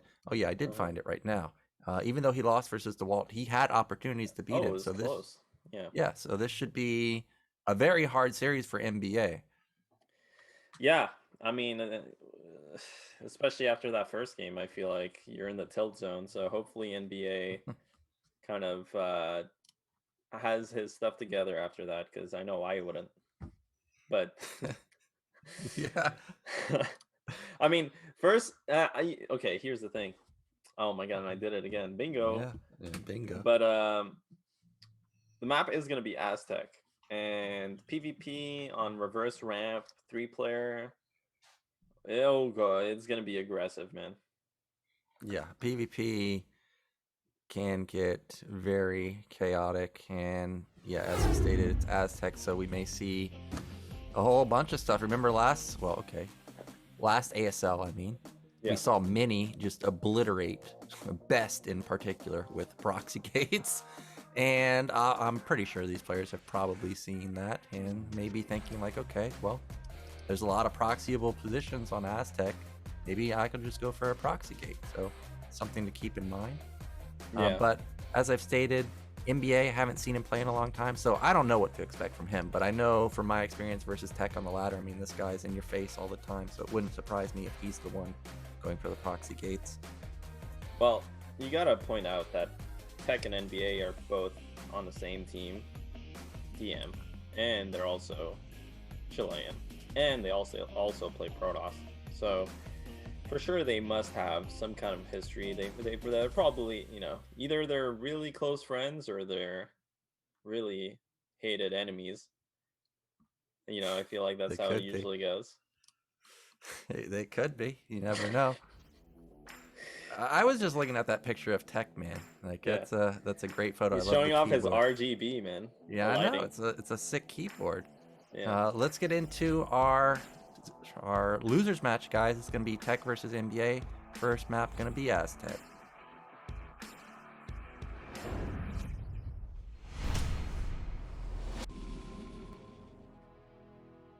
So in the top middle, our green Protoss player, it is Tech. And in the bottom right, it is NBA in that yellow Protoss. Yep, so PvP. Yeah, it looks like they are friends, man. See, I told you, dude. I mean, you're the one that knows Spanish. What are they saying, man? Oh, they're saying, God, I really hope Nakin shuts up and lets Nakin. They're probably saying, why don't they get Seriosity on the cast? Not only is he a Protoss player, he also speaks Spanish too. Yeah, take that gypsy guy off. Yeah. Get Seriosity back on. Yeah, get him on, man. I mean, we need a Protoss expert, dude. Yeah, we do. We're looking for him every time I'm on the forum. Yeah, there's a job posting, man, guys. BSL job posting for caster. Yeah. If you think you have the credentials, what is it, like B rank, plays Protoss, you can be a caster. That's it? Do you even need B rank? Well, actually, I think to be a caster, you know, if you look at some of the YouTube casters, I feel like you can make it in with B rank. Well, some of the casters on YouTube are pretty darn good. Doesn't matter exactly what your rank is if you can cast well. But we do have, I think it's just the standard opener from, or yeah, exact same opener is what I meant to say from both players. We've got the gateway, we've got gas coming down. We're just waiting to see, is anybody going to build a Zealot before going into, or is anybody going to build a Zealot and go for some type of Zealot Goon combo attack? Is anybody going to skip the Zealot? We do see matching cybernetics timings. Yeah, I mean, it looks like so far builds are identical. Both players skipping a Zealot, which I feel like is insanely risky. But no, okay, I'm making the Zealot. Was it after the... No, okay, no, never mind. This is standard. I'm absolutely trolling, guys, and this is why I don't play Protoss. But super standard, you know, generally the builds start deviating around the third pylon. Sometimes, if you're going to go for a 2-gate, you are going to get it before the third pylon. So the probe should stay alive long enough to see that, at least, because that's an important piece of information. Generally, second gate does go down then.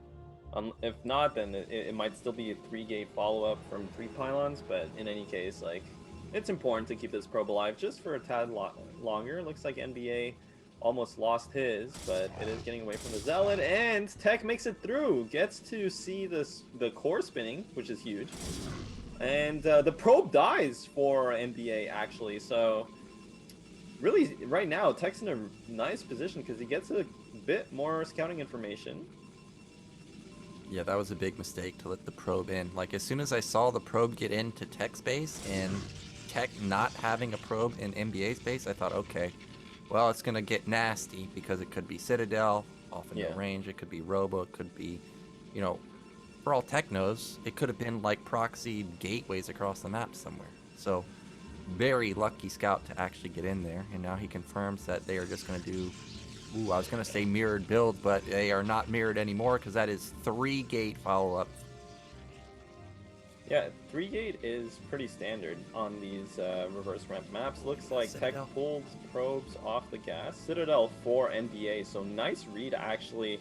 This Citadel is going to be huge because with 3-gate and looking like Tech pulling off of gas, doesn't seem like Tech is going to go for robotics anytime soon. So this DT rush might outright win the game, and Tech, because, you know, this is the downfall of not opening something like early 2-gate. Although both players, like, Tech saw that NbA was also playing the similar build that he was playing.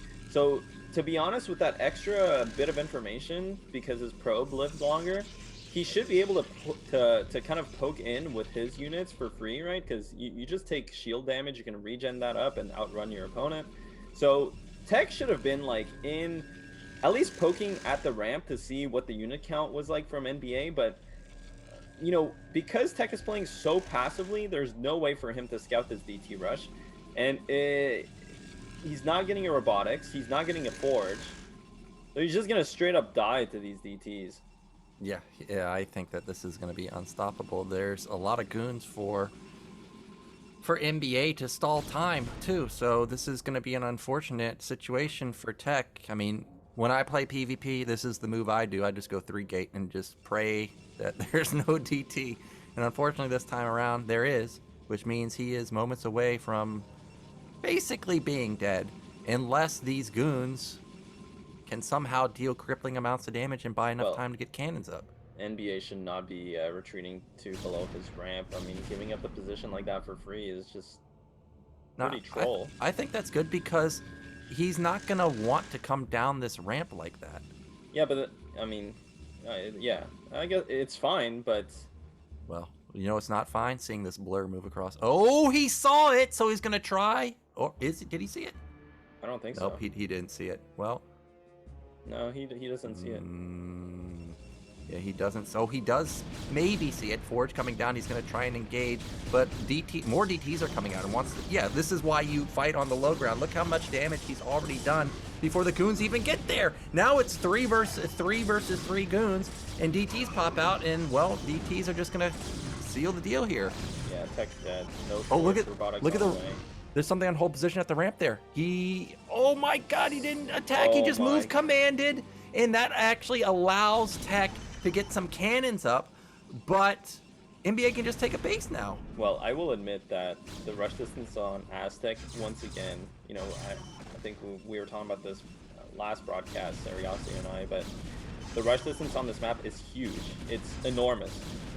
So I guess it's not surprising that by just blocking a couple of ramps, Tech has bought himself enough time to both finish the forge and also get a couple cannons. So he's not going to die straight up to these DTs, but without the robotics, without the observatory, there's no way for him to either take his own natural or pressure NbA's early natural. So Tech is playing at a huge disadvantage here. Yeah, Tech is in big time trouble. He's going to lose one of his gateways. He's also got some straggler buildings like the pylon bottom right. I mean, even his top left mineral patches might be open. I do see that there is a probe at the natural for Tech. If he could like hide a pylon and a cannon and somehow get that up and take his nexus, that would be great. But that observatory is vulnerable, and that's gonna die. I like how he actually went for the shuttle too first. Like, it's mega. Yeah, it's interesting to say the least that you would delay your observer when you're dying to DTs, and he's not gonna be able to get a Reaver anytime soon either. Though he does start the support bait in front of NbA's eyes. So I mean, like, NbA will know what's happening here, and looks like these DTs are getting in range of the cannon. Does lose one before the observer is out. Oh my gosh, are you serious? You just blindly build a nexus and pray that it just doesn't get bursted down? That was 3 DTs that just waltzed by. He might still be able to... Oh, he might win this fight. Yeah, I mean, those capes deal 40 damage, Mihai. I was gonna you gotta say, be careful. They're Superman, man. They're just they flying are. around with their invisible superpowers. I mean, you saw the game versus Jiren. One of those suckers got 19 kills by himself. By himself. Imagine 3 of them. DT, man. Look at this. You don't see this often. 3 DTs and 2 goons. NbA's nickname is going to be the Cape Crusader after this. Is that what it's going to be? Yeah. Maybe. Well, Tech, I mean, he had to get some. He had to take a risk here. He's so far behind. Just slapping that Nexus down, hopes that it sticks, and it will this time. Will it though? Because there's more units from NbA coming. And yeah, 4 Dragoons versus 4 with the DT and slapping a couple of those Dragoons down that were weak from before. Looks like this Nexus is not long for this world. NbA just rallying units across the map, has his own robotics, has all the tech he needs, 4 gates as well. So NbA really nice transition there. GG is called by Tech. Yep, nicely done from NbA there. And unfortunately, the 3-gate play with no observer did not work out that time around. And I can feel his pain because that's my go-to move to go for the 3-gate. 3-gate on reverse ramp is pretty much the standard build. You know, like early Dragoon. I feel like the 2 standard builds is 3-gate and the 2-gate before 3rd pylon. Because the 2-gate before 3rd pylon gives you the Dragoon count that basically, once you get 4 Dragoons, it's impossible for your opponent to have as many units as you, unless they also went 2-gate. So you get that timing to pressure and kind of get some scouting info as well. And if you're not doing that, you're doing the 3-gate build, especially on a reverse ramp, because then if you control the ramp, you're like in such a huge advantage. But I mean, again, like Tech saw that they're both going 1-gate 3 pylon. So there is no reason for Tech to kind of sit back with his units. He could have pushed with his first 2 goons and zealots, maybe get some scouting info. But yeah, just unfortunate there that he had no answer to DTs, and that's just how PvP goes sometimes. Well, to be fair to Tech, he played it pretty well because he put the goon on the ramp. It bought a ton of time. Yeah. I thought he was just outright dead. The fact that he even got cannons up was shocking to me. But in the end, NbA still takes the victory. Now we're going to be going into game 2. It's going to be Tech's pick. I feel like we got to see like Polypoid. I don't think we're going to see Heartbreak Ridge or anything weird. To me, Tech just probably wants to just play a standard map. We may see Good Night. Well, and that's a good joke because Polypoid's not in the map pool. It's not. What? Am I crazy? No, you I'm thinking ASL, man. Yeah, you're watching too much ASL. I'm watching too much ASL. Bro. Yeah, this is BS. BSL, dude. We got all the bays here. Yeah, the bombastic. Yeah, I mean, I don't know. Like, Tech's pick here. You know, again, PvP, it is harder to play when there's no ramp. Or I wouldn't say it's harder to play, but it's a bit more prone to variance without ramps, or without like standard ramps. So thinking about that, I mean, there's still there's Good Night in the map pool. There's Revolver as a solid 4-player standard maps. There's Wavelet. So he could go for any of those. I think the 2 1v1 maps are rampless, so that's no good. And then Ascension and Aztec are also rampless. So There we go. Good Night. Good Night. Good Night was my backup map, man. See that? Yeah. I got backups. So we It's got Good Night. Polypoid in space. Yep, it's Polypoid in space. Exactly. That's exactly what I was thinking. So let's get into game 2. It's going to be Good Night. NbA 1 game away from eliminating Tech.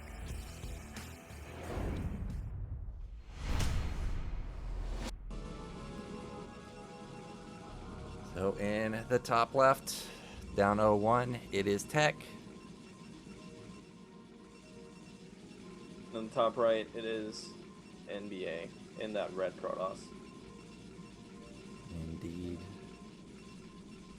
Now, PvP, I'm trying to think, have I seen any PvPs on this map in particular? Nothing is coming to mind off the top of my head. I'd have to recheck, but I expect we're probably just going to see the same opener because this is just a typical standard map. I don't think anybody's going to get wild, and we do see standard pylon positioning so far. Talking about getting wild. Oh yeah. What have you been up to recently, Naoki? Me? Yeah. Oh, I went hiking yesterday. Well, that's pretty wild. I mean, you're out in the wilds. Yeah, took some photos for the gram. That, you know, the first time hiking in a while, or? Actually, it might be my first time hiking ever. Oh, okay. How was that, man? Did you have like a backpack? Did you have like water, fuel tank? Yeah, I had some water. And then Okay. afterwards we went to Shake Shack. They opened a Shake Shack in Korea. Oh yeah. And my friend got waffle bacon vanilla milkshake. Damn, that sounds absolutely disgusting. That sounds absolutely disgusting, right? But it's actually pretty good. But as I'm watching him eat it, yeah, I'm just like, this is typical American, right? Just over the top. Yeah. Well, at least it didn't have corn in it, right? You know, that's the you thing, man. I love corn. Yeah, in Korea, for you guys that are thinking about coming to Korea, I hope you like corn because all right, bro. They love to put it on pizza. I didn't eat corn at all in the 1 week I was there. I guess it's just because I'm the one eating foreign food, eating pizza all the time. Yeah, and But as far as this game, I think it's pretty much standard opener. The only difference we see so far is that Tech.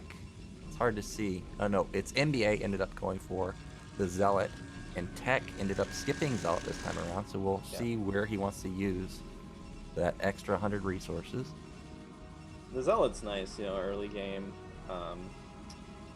You want to have a Zealot early if they go something like in base 2 gate or something to like buffer the early harassment, but also if the Zealot isn't doing anything particularly significant early on, it can still be good in that early Dragoon engagement where you have 2 goons, 4 goons against 2 goons, 4 goons. The Zealot can kind of buffer stuff. So in general, getting the Zealot early on is pretty decent in all situations, but if you do skip it, that does net you an extra probe and kind of makes your build just a bit cleaner in that aspect. So especially I think if you go for something like a 2 gate, and it looks like, this is Tech, right? Yeah. Tech is blue, right? Yeah, Tech is blue. Yeah, no, because honestly on our end, like our resolution's pretty, it's not like ideal, but yeah, Tech is going for that 2 gate build that I've been talking about. So look for him to be pushing out around that 4 Dragoon count and trying to poke in, and NbA is going for robotics, a very standard build. Yep, typical openers from both sides. The 2-gate, as you mentioned, there's the robotics at the front, and that's going to be robotics for Tech also. He's going to have a little bit more units in the early game, so he may try and pressure. But that Zealot, of course, it is super strong versus Goon, so it's going to do a lot of work, buy a lot of time. I don't think Tech is going to try and push the issue, even if he sees that he's got a Goon advantage, like 1 or 2. Well, he should, because, I mean, this is going to be 4 Goons against 3. And the Zealot is nice, but he can just kind of ignore it and focus fire Dragoons down. So, you know, if this were, for example, Bonneth versus X, you would see Bonneth just absolutely win the game right here. A decent amount of the time. But NbA very smartly pulls back, so he won't lose any of these units.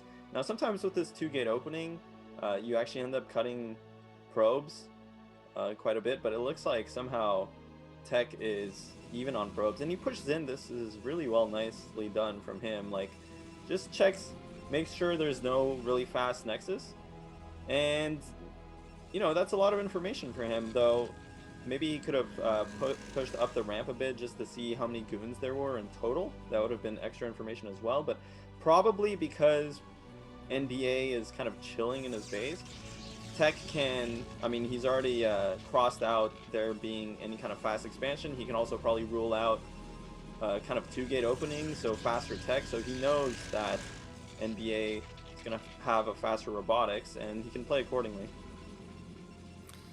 Yep, we do see support bay is about halfway done.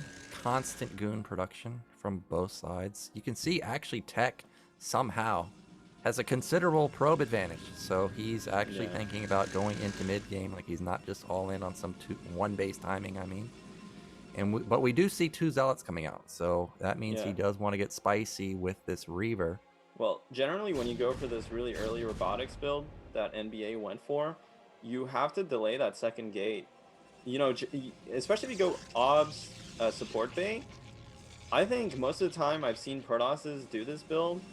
You know, when I was off racing a lot of Protoss, they stay on 1 gate because you just can't afford all of this. And the idea is that you hold your ramp, and then your Reaver can kind of dig you out of the unit deficit. Looks like Tech wasn't ready for this move out, though. He's going to lose 1 Dragoon for free, 2 Dragoons, maybe 3 Dragoons if he gets stuck again, but trades for 1, so not the worst situation to be in. But yeah, I mean, NbA, man, he's got no econ. This is like, he's already all in. Like, he's in a really bad spot. He has to make this attack work.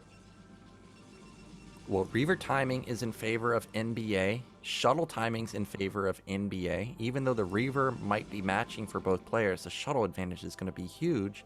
And now it all comes down to this. Can Tech buy some time with his units on the high ground? Unfortunately, he missed the entire army, but he does have an observer, so he should be able to catch the tail into this. Oh, maybe? Well, he knows. Yeah, I mean, he needs to scramble to get into a defensive position. He needs to get on top of that ramp, man. I don't see any way he can win a fight if he's not in this position. Yeah, but he takes the fight here. Oh, but it's just kind of disjointed, and now NbA coming in, he has the shuttle Reaver. He's gonna have to make the shuttle count because that's his big advantage here. The shuttle goes down though right away. Still though, NbA has more than enough units. Just slaps through that Reaver, slaps through these Dragoons, and this Nexus is not long for this world. Oh my god, I can't believe he just got in there, man. Yeah, the Reaver only got off 1 shot for Tech. Meanwhile, NbA's Reaver got off at least 2, and he caught a couple of goons as they were trying to get back on that ramp. NbA might actually be able to push up here. I think this is a bit ambitious, especially with the 2 Zealots on the high ground. So he should just take this as a win, killing the Nexus and expand himself, and that's exactly what he's done. Yeah, and I like how he's starting probe production back up. You can see he's cutting units as well from his gateways. So really beautiful follow-up here from NbA. And I must say, I mean, this game, he's just, I don't know if he's outplaying Tech, but I mean, it's just, it's kind of, I feel like NbA has maybe like a mental edge or something. I don't know how these guys' games, like private games, go usually, but NbA seems pretty comfortable in this series overall. And now, I mean, this is like a huge advantage for him. I don't know what Blue is supposed to do in this situation. Do you start trying to go for shuttle harass? I mean, he lost his shuttle. His well, I'll say this: Tech's shuttle speed is almost done, so he's gonna have to use that somehow. Yeah, we've seen this situation many times in BSL, specifically between Bonneth and DeWalt. Somebody getting off a massive contain, and it feels almost impossible to get out. I see a lot of pros end up trying to just trade Reaver shots and try and miraculously connect onto something. We see that NbA has 2 Reavers now versus just 1. Oh my gosh, is he building a second shuttle? He only has 1 Reaver though. Yeah. Oh. A lot of the times I do, when I watch pros play PvP. Oh, here we go. Okay, he's just gonna go super counterattack, double shuttle speed, shuttles with speed, and unfortunately NbA did not notice that. I don't think. Oh, well, maybe he did. He has a couple of goons at his main. Is that gonna be enough though? Because this is 2 shuttles. Okay. Well, he's not expecting that this is double shuttle, I guess, because 4 goons is not gonna be able to win this fight, and that is going to be a dud, I think. Meanwhile, oh, NbA's, why are those goons not firing on that shuttle and those 2 Reavers unload? Now we're gonna have a base trade scenario, but there's just an overwhelming amount. Oh, maybe there's not, because there's high ground goons. Oh my god, this is gonna be so close. And meanwhile, in NbA's main, it looks like he actually is cleaning this up. Yeah, he cleaned up the Reaver, so yeah, this is gonna be NbA's game, man. I mean, he's still mining from his natural, still has his main intact. He is gonna snipe. I mean, attacking the shuttle is unfortunate there because there's a second shuttle as well to pick up the slack. Looks like Tech though, he did kind of make some progress. Like, there's not a big contain outside of his base anymore, but NbA's got this whole base up on him. I think that this game might. No, I thought it might stabilize, but now that I'm looking at the worker count, 38 to 34. I was thinking Tech, you know, he has double shuttle. He even saved his Reaver. Maybe he could make something happen with the Reaver advantage. But now that I'm looking more at how many goons actually NbA has, I don't think he's going to be able to find an opening. But if he can get a connection onto the Nat probe line, there is so many probes there. Like, look how many there are. Oh my gosh, he just barely sees the shuttle, but did he really?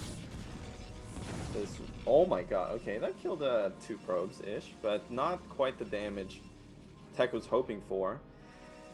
You know, Tech is on 4 gates compared to the 2 gates of okay, NbA is actually on 4 gates now himself, so I was gonna say there might have been a timing a bit earlier, but I guess not anymore. Tech though, I mean, to be honest, if Tech establishes this... He might go main and natural double drop, because remember, he's got double shuttle.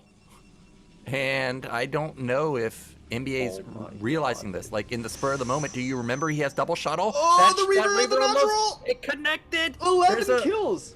There's a probe. Oh my god, that's huge, dude! Get the bingo card out. That's a Steph Curry shot. Connects onto so many probes. Downtown, he's gotten like 12 probes now. Army advantage in favor of Tech, I think. Worker advantage in favor of Tech. Tech just stabilized the game in his favor. Now he has his natural as well. He's mining off of both bases. He has a supply lead. He seems to have... I mean, they're pretty much even on base, or even on units, so Tech just has to defend this attack. Well, it's gonna be hard. Double Reaver unloading. First shots off for NbA. NbA's Reavers are getting good connections onto those goons. Why is that Reaver just walking forward? He doesn't get punished, at least. And it looks like NbA is going to turn around for now. Well, now it is a pretty even game. They can still play. I mean, they're really... I mean, this game is so even. They have the same worker count, same supply, same infrastructure. 4 gate versus 4 gate with robotics. Hello. That shuttle, I mean... yeah, it's easy for us to see that this is an even game, but for the players it's much harder to kind of figure that one out. So you could have a situation where one player just refuses to take the foot off the gas and kind of goes too ham. It looks like Tech really feels like he needs to be attacking here, but at this point, because they're both even, it's all about position. Well, this is Okay, NBA got off the first shots with his Reavers, but he's getting flanked on all sides. He loses one of the Reavers. Is that triple or quadruple Reaver? I don't know, but he has so many Reavers. But NBA has a lot of goons. He's got high ground, but how do you engage into 3 Reavers? Yeah, but I 4 mean, Reavers. Tech's got obs. He can scout the high ground out and siege it down with these Reavers, assuming they don't bug out. And yeah, I didn't see that Tech had basically 2 more Reavers in a shuttle, but that's a huge advantage. His composition is just so much more insane right now. He just has to take the time to harass or to set this up properly, but actually he's just going to dive the main with one shuttle and with the other shuttle just siege the natural, and it looks like he's winning on both fronts. And that Reaver did not want to fight. I see him moving forward and not firing. Meanwhile, these 2 Reavers are dealing haymakers into those goons. And Tech, oh, he snipes the shuttle. And now he's got a 15 worker lead. He's got Reaver advantage. He's got Tech advantage. He's got goon advantage. He's moments away from bringing back the score 1-1. Yeah, I can't believe he dug himself out of this hole, man. Like, just a couple minutes ago, he was facing kind of a death contain. And somehow, some way, like, not just the death contain, but like, he was down a base as well, and somehow he just kind of grinded it back down to a victory. I can't imagine NBA wins from here. I mean, the attack is impending at his natural. 4 Reaver drop. Dude, this is insane, because even if you try to clean this up, they're going to be so efficient at kill. Oh, he's actually just targeting down the Nexus, man. Yeah, goodbye, Nexus. Now, okay, he's going to trade all... Look at him, he's just everywhere. Anytime he attacks another position at the same time, and somehow that Reaver is still alive, gets escorted out. He's like, yep, I'm going to just unload it. Oh, no, he just gets popped right there. But I would actually... It'd be hilarious to me if Tech just focuses down this Nexus. Because look at the money of NBA. He couldn't rebuild a Nexus if he wanted. Yeah, I mean, I'm surprised he didn't just like dive that Nexus with all the goons and target it down. I feel like it would have been pretty ham, but yeah, it doesn't matter. GG is called by NBA, and Tech evens it up 1-1. And dude, that was a big comeback. That was a huge comeback. I can't believe that Tech won that game. I thought for sure he's donezo. Yeah. We both thought he was donezo. So the fact that I've seen BSL for a long time, and I've seen that situation many times. I think that might be the first time I've ever seen someone be in that situation and come back. Really. And that might actually be the first time I've seen somebody go for double shuttle too. That played out perfectly. Yeah, that double shuttle is it's not something you see every day, man. He's just, I don't need a Reaver. I'm just gonna I'm gonna use this shuttle for like 2 Dragoons. But it worked out, man. Like sometimes when you're up against the ropes, all you need is to cause a bit of chaos, something different.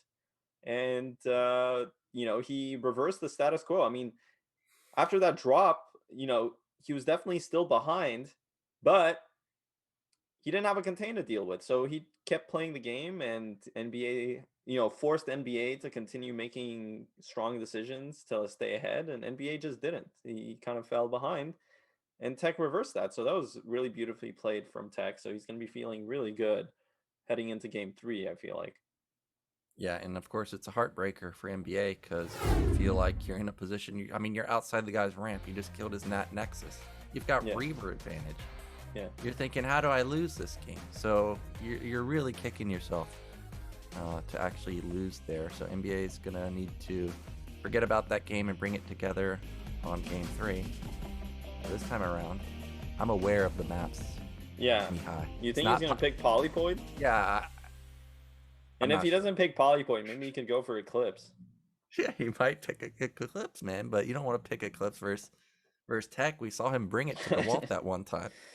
So I think we might actually get Sylphid. Yeah, Sylphid. That's where I saw the contains happen quite often. I think we're going to see Ascension. But Ascension, huh? Yeah, I think so. I mean, it's got wide open. Oh, well, look, Revolver. The map is right here, dude. The reason I didn't think it was going to be Revolver is because we already played Revolver earlier today. But I guess we're going to have a repeat. That was not the same series. I know. I'm just telling you, Mihai. So we're going to have Revolver as our last game, another standard map. Let's see who's going to close it out here and move on into the deciders match versus Jiren.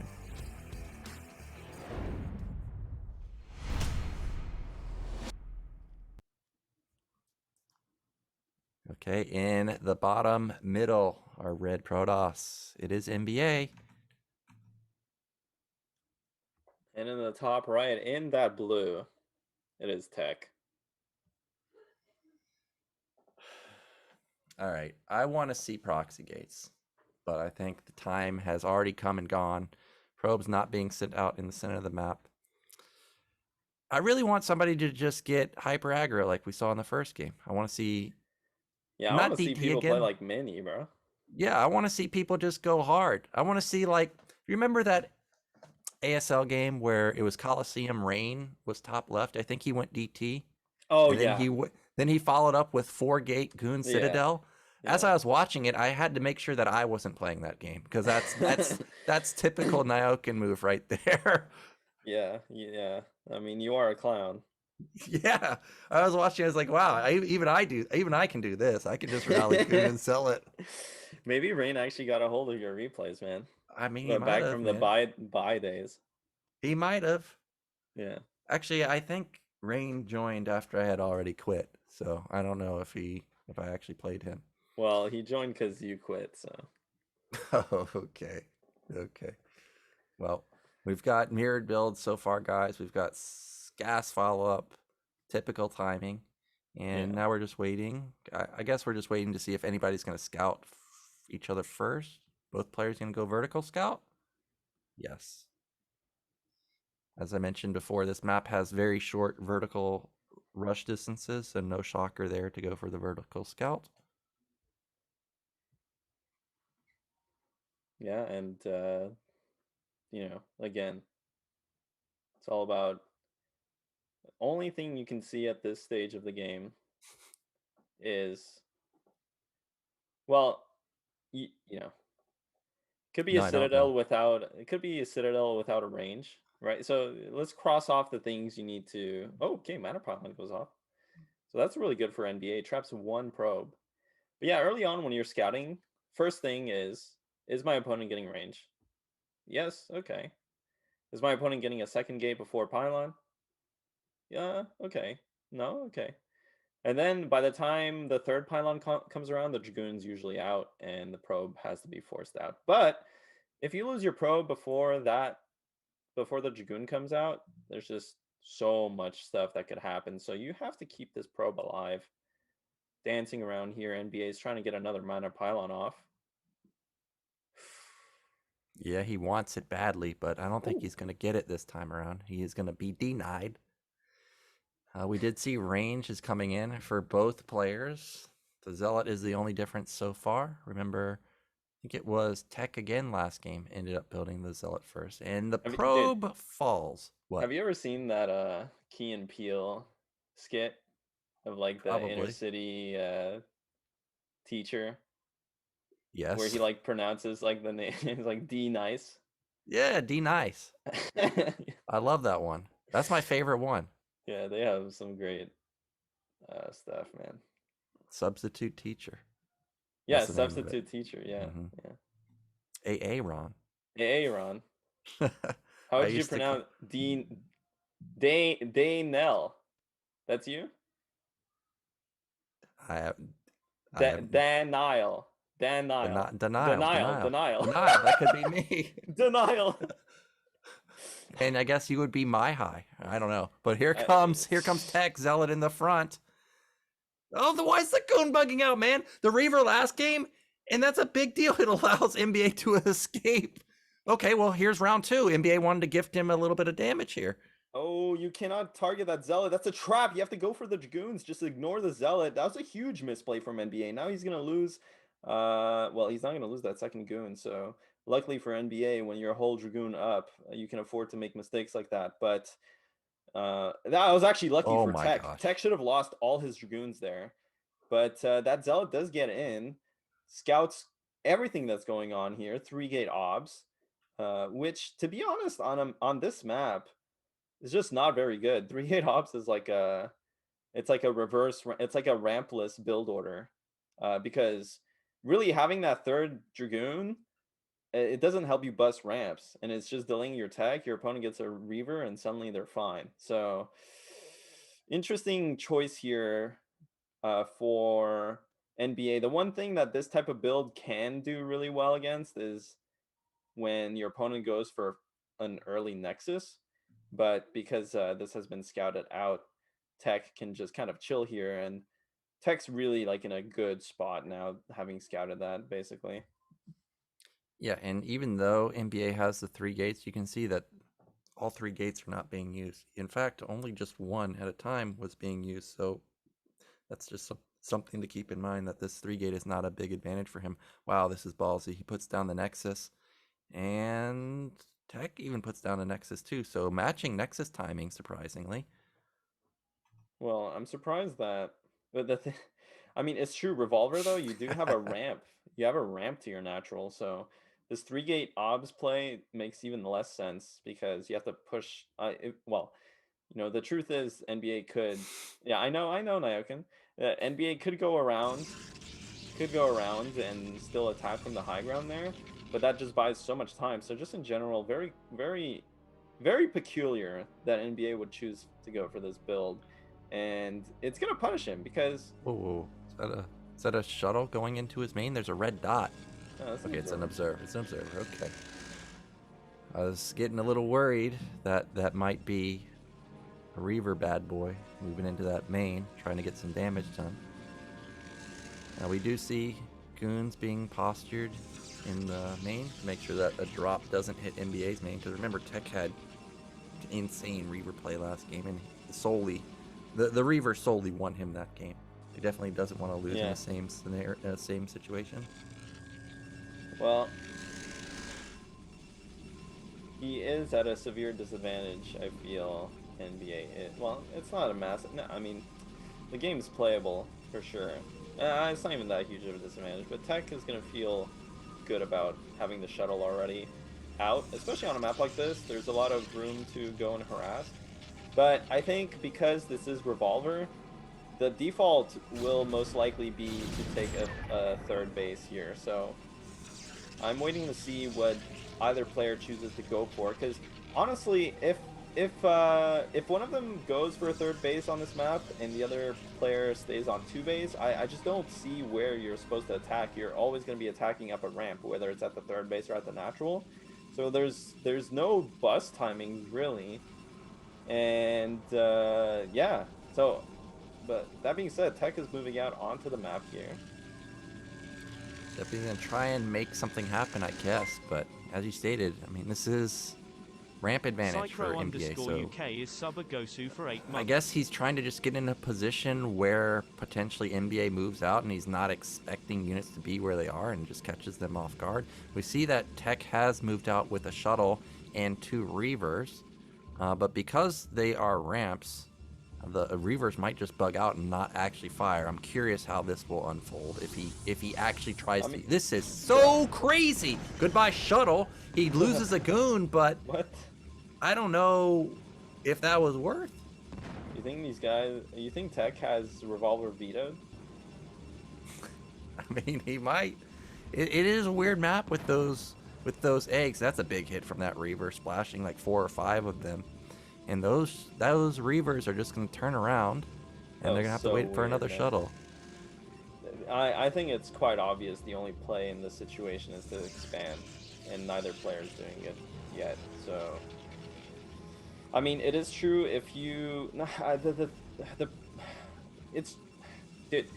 when you have high ground and a ramp, Reavers are just so good. Like, it doesn't matter if your opponent has more units than you. I feel like it's pretty hard to attack up a high ground, and you know that's the only way to attack. So I feel like the only argument against taking a third base is, well, if your opponent stays on 2 base, they might have a bust timing, but because of this map, I don't think that exists. So, and now they're both just gonna fight in the middle of the map, like very, very weird. Yeah, and I thought that shuttle was going to get picked off. Oh my gosh, we've got a shuttle counterattack from NBA. Luckily, there are some goons in position. The Dragoons do not focus down that shuttle, so he may be able to save these, Gates, maybe. Oh my gosh, he's playing with fire. He ends up going to the main, and that was a big mistake. Goodbye, shuttle. Huh. Well, now I think I'm in agreement. The only move here is to expand for Tech. Like, what else are you looking for? You just killed his high-powered units. You might as well expand, or put down like 8 gate and go for a killing move. We see he's actually got Templar Archive, so I think he may actually flood gates in a second. This is Oh no! mistake. Oh no! Yeah, well, now NBA has given the high ground to Tech, so looks like NBA just kind of outmaneuvered here. But if he acts quickly enough, he can just go down the low ground and maybe threaten a counterattack. Oh, he's gonna dive in, try and kill a Reaver, but doesn't quite get it. That was a hot pickup there by Tech. Shuttle is still there, double Reaver, just so much pressure. But honestly, if your opponent gets into this position, I guess this is one thing to say is once either player gets into this position where they're sitting at your third base, it's really hard to do anything about it, because even if NBA runs down, a Reaver in the main base does get a couple of probes, the shuttle does go down. So many shuttles just dying to Dragoons this game. Yeah, but the Reaver gets off decent hits. I mean, you can that's a big hit right there, takes down 2 goons. So both players dealing a lot of damage with their Reavers, but they're losing them in the end. Now again, we've got isolated Reaver across the map. I would like to see him try to actually bust this. Like, try and actually get out of the left side, because he knows he's got Reaver advantage now. He knows that the shuttle's not there. Yeah, that's a good point there. He needs to do something. I mean, this status quo here is not good. He's just relinquishing position, and the more time he gives Tech, the more time Tech has to just strengthen this contain, really. So, and get another shuttle there. Looks like Tech is also transitioning into Templar and adding more gates with no third base. So just totally committed to getting this 2-base contain going. He actually has like 10. He's going up to what is this? 8, 9, 10, 9 gates. Yeah.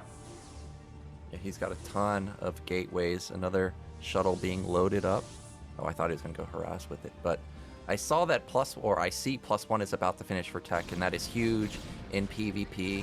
Did he pick off an observer? Like, that's what he moved in for?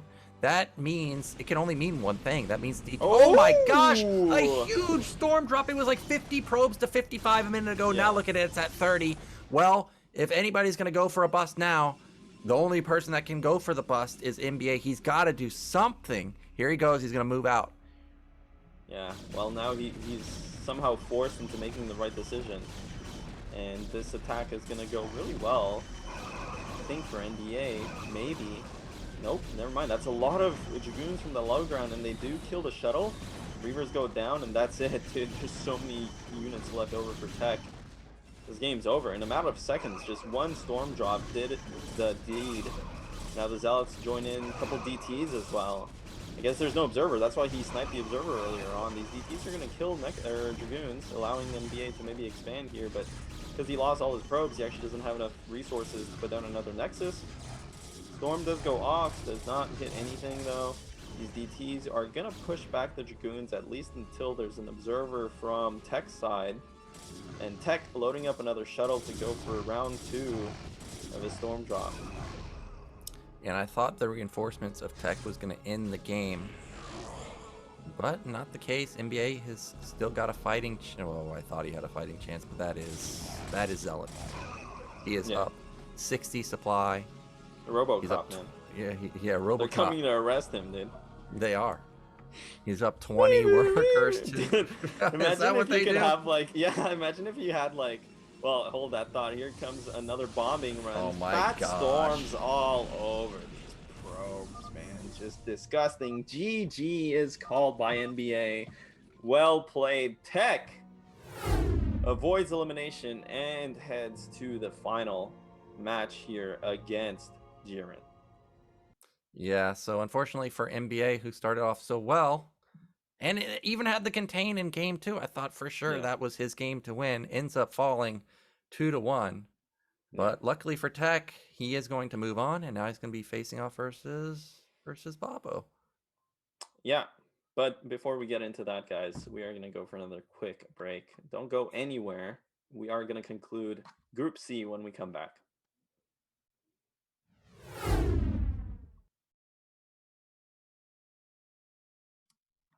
Why does my green screen keep moving? It hates me. Yeah.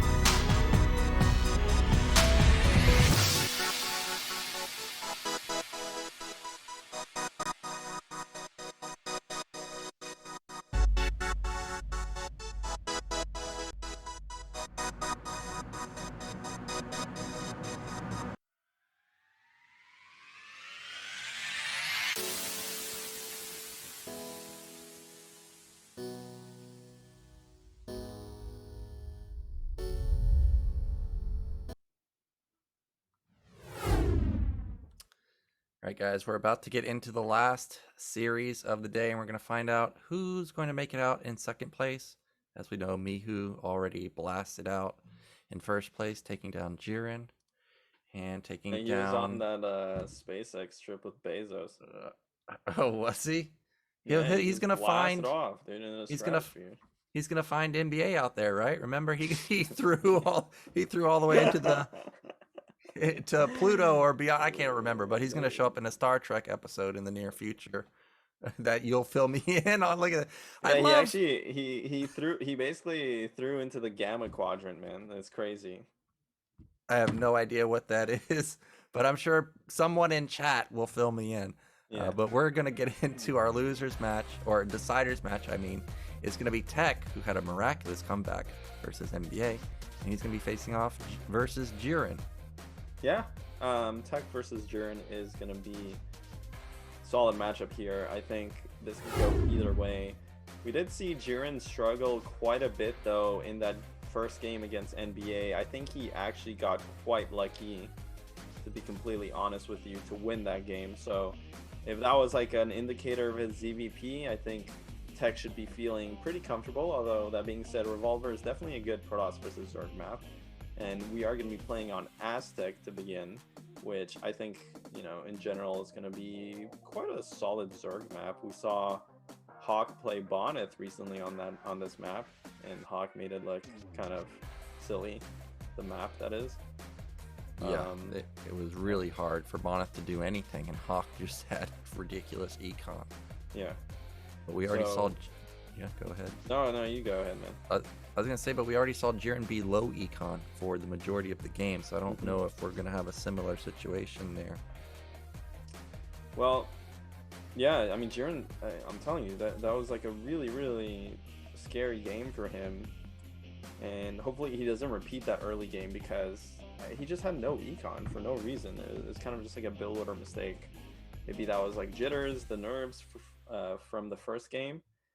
Yeah, I mean, if I'm Tech and I watch that game, like, I'd be feeling pretty confident. I'd be telling myself, I just have to play a nice solid game, and I'll be in a good spot. But game's ready, guys. Let's get into it. It's gonna be Aztec Tech versus Jiren in the final game for Group C.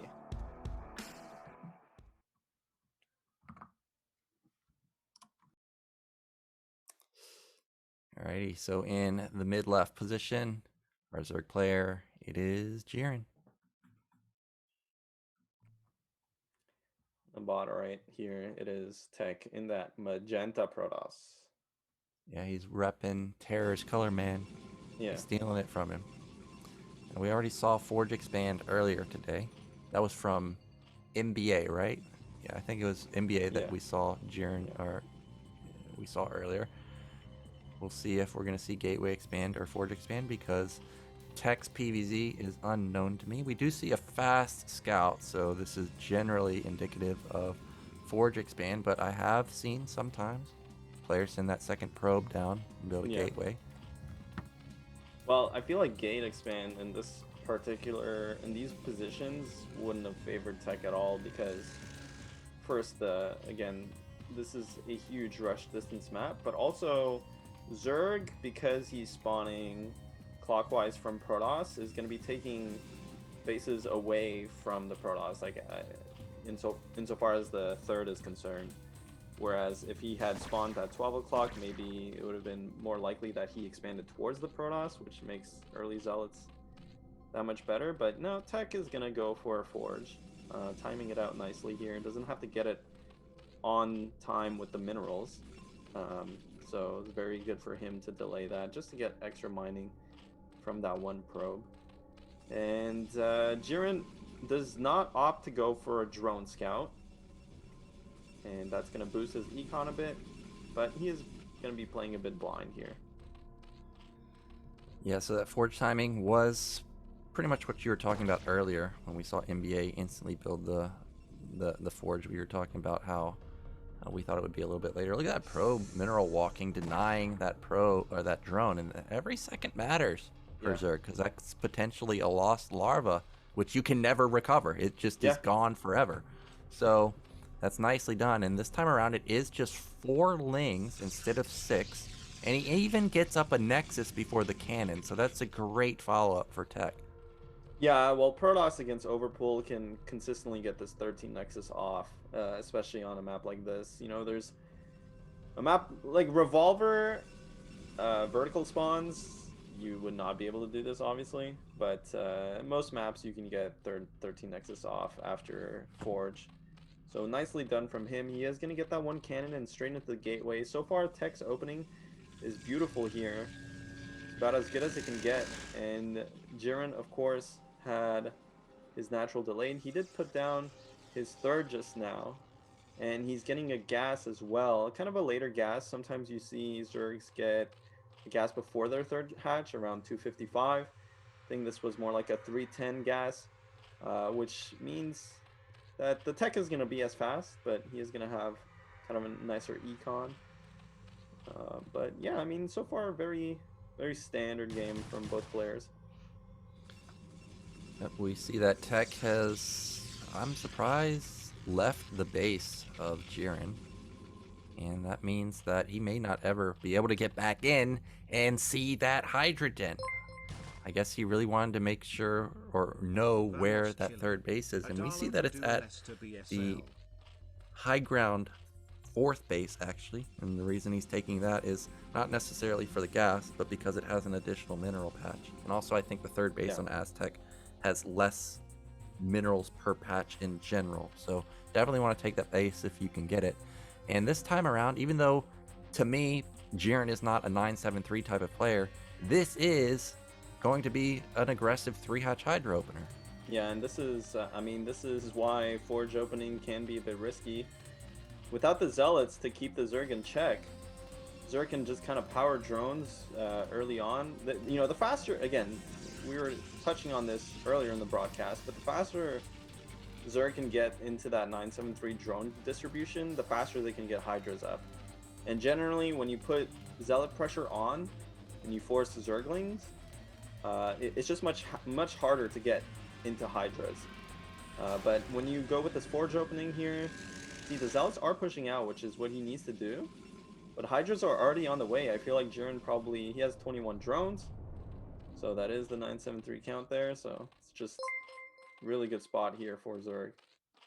Yeah, but we see that the nat gas for Tech was pretty slow. So that means he's going to be heavy Zealot. And that means that he will have a very strong army as the game goes on, assuming he makes it to mid game. He'll be able to put on a big pressure back onto Jiren. We see that Citadel is about to finish, and I'm sure he'll be upgrading speed quite soon because we see that the second gate is already done. He's not making any cannons. Yeah, he might be just flat out dead, but luckily for him, Jiren, oh, he is building more cannons now. I wonder what tipped him off because the Corsair just came out. Yeah, I mean, maybe this was kind of part of his build order. Maybe he added 2 gates, and then added more cannons. Yeah, 2 gates.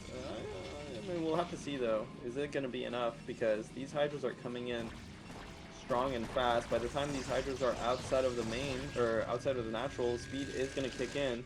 It's going to be really, really tight for Tech to defend. Hydra's going to knock down that gateway. The key thing is knocking down that forge. You can see that the forge is actually close to being done. So Jiren spending time killing this gateway may actually allow Tech to complete +1. Look how close it is. It's what, maybe 10, 15 seconds away, but instead Jiren's going to try and fight these cannons. I think this is a big mistake. Yeah. And he is going to complete the +1 weapon. That's a huge win for Tech. And it's hilarious because, I mean, Jiren, wow, started the Hydros production when he had 19 drones, or 21 drones, right? So if he had actually went for the 19 drone timing, which is the standard timing, he might have gotten here just that much faster, like that, you know, a couple seconds earlier, and that could have made a world of a difference. But now, I mean, Tech kind of defends comfortably, finishes the +1 as well on his forge, so he's looking like in a good spot.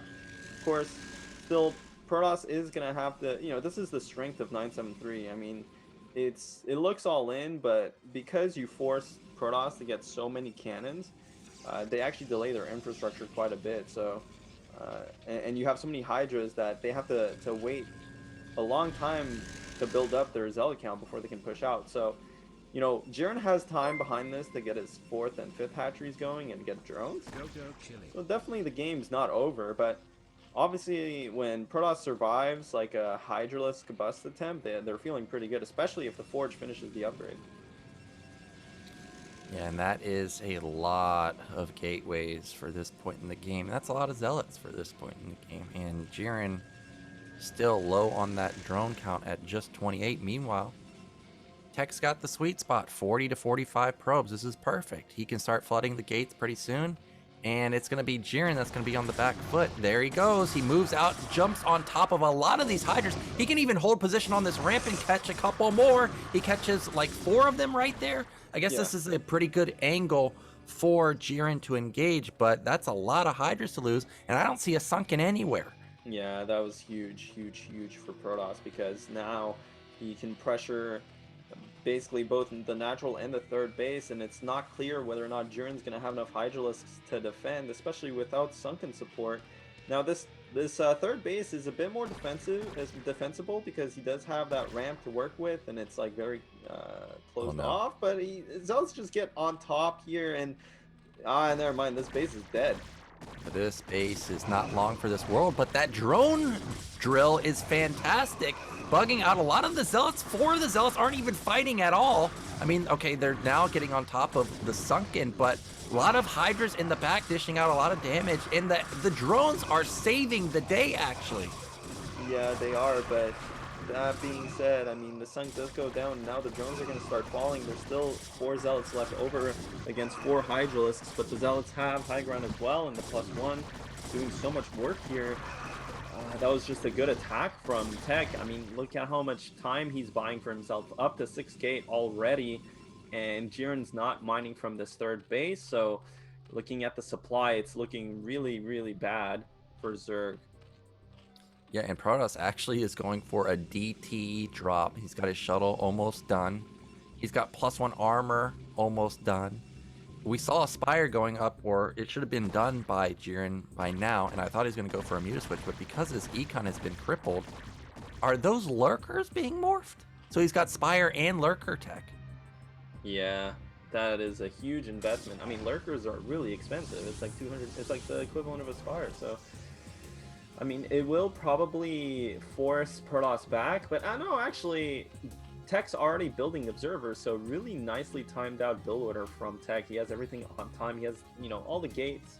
He's even getting mails from Nyokin. He's getting a Dark Archon. He's getting observers, just covering all his bases. And, you know, in a normal game, that can be a bit risky because it's just so resource intensive to get all these different techs, especially early on.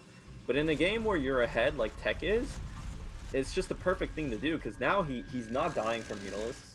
He's going to have the answer to these Lurkers. The only problem is, yeah, the Dragoons are a bit lagging behind. Range is almost done, but he hasn't started Dragoon production just yet. He is going to start it now, though.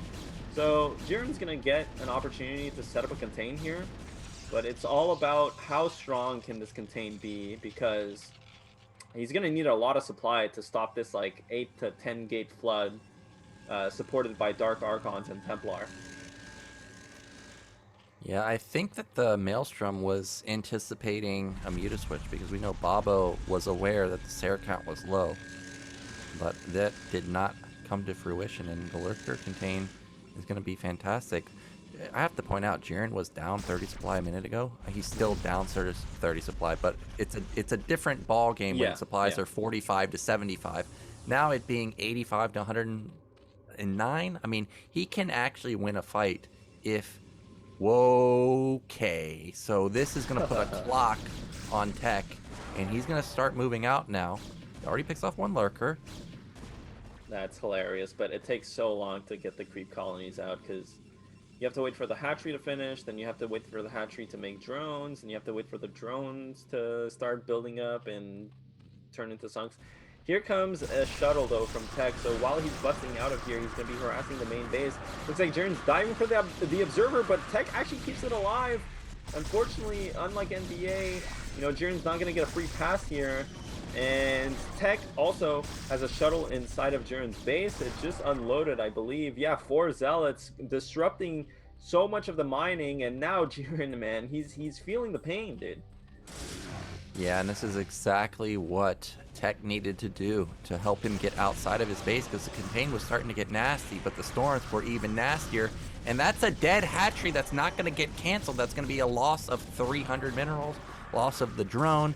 And the Zealots, even though they're not getting a lot of kills, have disrupted the mining time for so long. Yeah, I mean, this is over, man. Tech's just in such a dominating position. Another bingo might be in the making if Tech doesn't finish this game within the next couple of minutes. But I'm telling you, man, like, I mean, Jiren's going to be able to maybe stabilize here off his 3 bases, but when Protoss is mining off of 3 bases well and has upgrades going and just huge supply lead, like, what can Zerg do? How does Zerg come back from this? Yeah, and there's no lurkers set up at the 3rd base. There are lurkers set up at that natural ramp, but I mean, there's a back ramp, a bigger ramp that Protoss can just go towards and move up. So this is going to be really hard for Jiren to defend if Tech goes to the 3rd base. And behind this, Tech is taking his 3rd base. I think he's probably going to put down a 4th base pretty soon. He's doing exactly what you need to do. And this Dark Archon might actually have double Maelstrom. It's been alive for so long. It's been banking up that energy. It is hard to use, though, but definitely if you get it off the Maelstrom, it's just incredibly efficient. And looks like Tech is going to pull the trigger. He's going to come in here, just completely slap these lurkers. Oh, he actually Maelstrom the Scourge, which was absolutely cute there, preventing them from connecting with the observers. Tech's going to take that game. Yeah. Yep. Nicely done from Tech there. And it was just small things that built up over time for Jiren. Not focusing the Forge, not getting speed for his Hydras. Like, he got range first, and then I mean, versus somebody like Tech who has crisp macro, you can't do that. Yeah, well, range is fine because ideally you want to start sieging the buildings with your first Hydras, but to be honest, that is one thing about Aztec. Again, like, I mean, we're gonna keep saying this, but the rush distances are huge. They're huge on this map.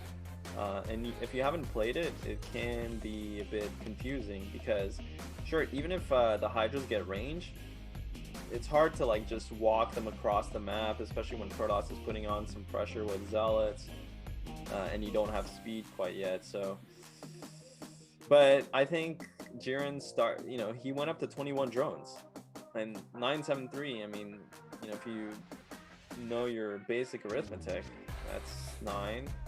And 7 and 3, that's 19. So even 2 drones like that can delay your build long enough for like 1 cannon to come up, 2 cannons to come up, and all of a sudden you're not threatening as much, or the +1 to finish. So not quite as tight as Jiren was hoping it to be, his build order, I don't think. But he does get the map choice now. I don't see how it can be anything other than Heartbreak Ridge. He already picked it versus Mihu. Yeah. This map is a nightmare for Protoss. You got to build infinity cannons. Well, also, you got to worry about the temples behind your natural. You got to worry. Okay. Oh. Somehow it's good night. Somehow it's good night. I don't know how that happens. Sit down. I would have 100% picked this map. Picked Heartbreak Ridge. Okay. I'm sitting down, Miha. I'm in my chair. All right. Well, we're going to get into game 2. This is match point for Tech. Jiren's got to bring it back. Otherwise, he's gone.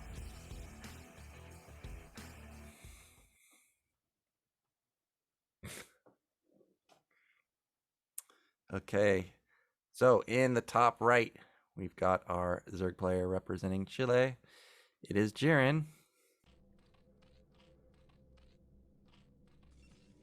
In the bottom left, the magenta Protoss. I don't know, Yokin, you were looking at me. You were paying attention, making sure I'm actually looking at the game. And I am, from the corner of my eye. Well, Well, I gotta keep tabs on you because first off, I don't know if you're watching the game. I know you're not listening to me. That's a bingo card. So I gotta constantly Yeah. keep my eye on your window. The next one's got to be like, oh, what just happened, man? I wasn't looking. Yeah, I'm sure that's coming at some point. Well, so far, what's happening now? Let me tell you. I don't know, dude. Now when's the last time you've been to the movies? A while. Well, you know what movie Dune. you gotta see. Yeah, you gotta watch Dune, man. It's like, honestly, dude. You know, there's a point where Dune is gonna not be in theaters anymore, and that's when basically you will have missed out on just an incredible experience. Everybody I know that's watched Dune has said the same thing, that it's been amazing. And the friend I went hiking with yesterday, he said he went and watched it at IMAX, and he said it was amazing, like actually amazing. And even though he doesn't watch movies that often, he's glad that he went to see it in person. So for those of you out there, it's a once in a lifetime experience, Dan. I gotta say, like, you have to watch it, and you have to watch it before it's just. Well, I know where an IMAX is, so maybe I'll. Well, there you go. Call maybe somebody, you we'll can. go. You can invite Big Jip. He's gonna get You gonna fly out here? Plane ticket. Damn right. You fly out here, I'll take you to Dune. All right. All right, I'm waiting. That's totally worth. Well, we see. I think this was another 9-pool opener. Maybe it was overpool. Either way, it's a pretty quick pool. This time around, it's overpool. This time around, just 2 lings. And the probe did not deny the hatchery at all. So this was nicely done from Jiren.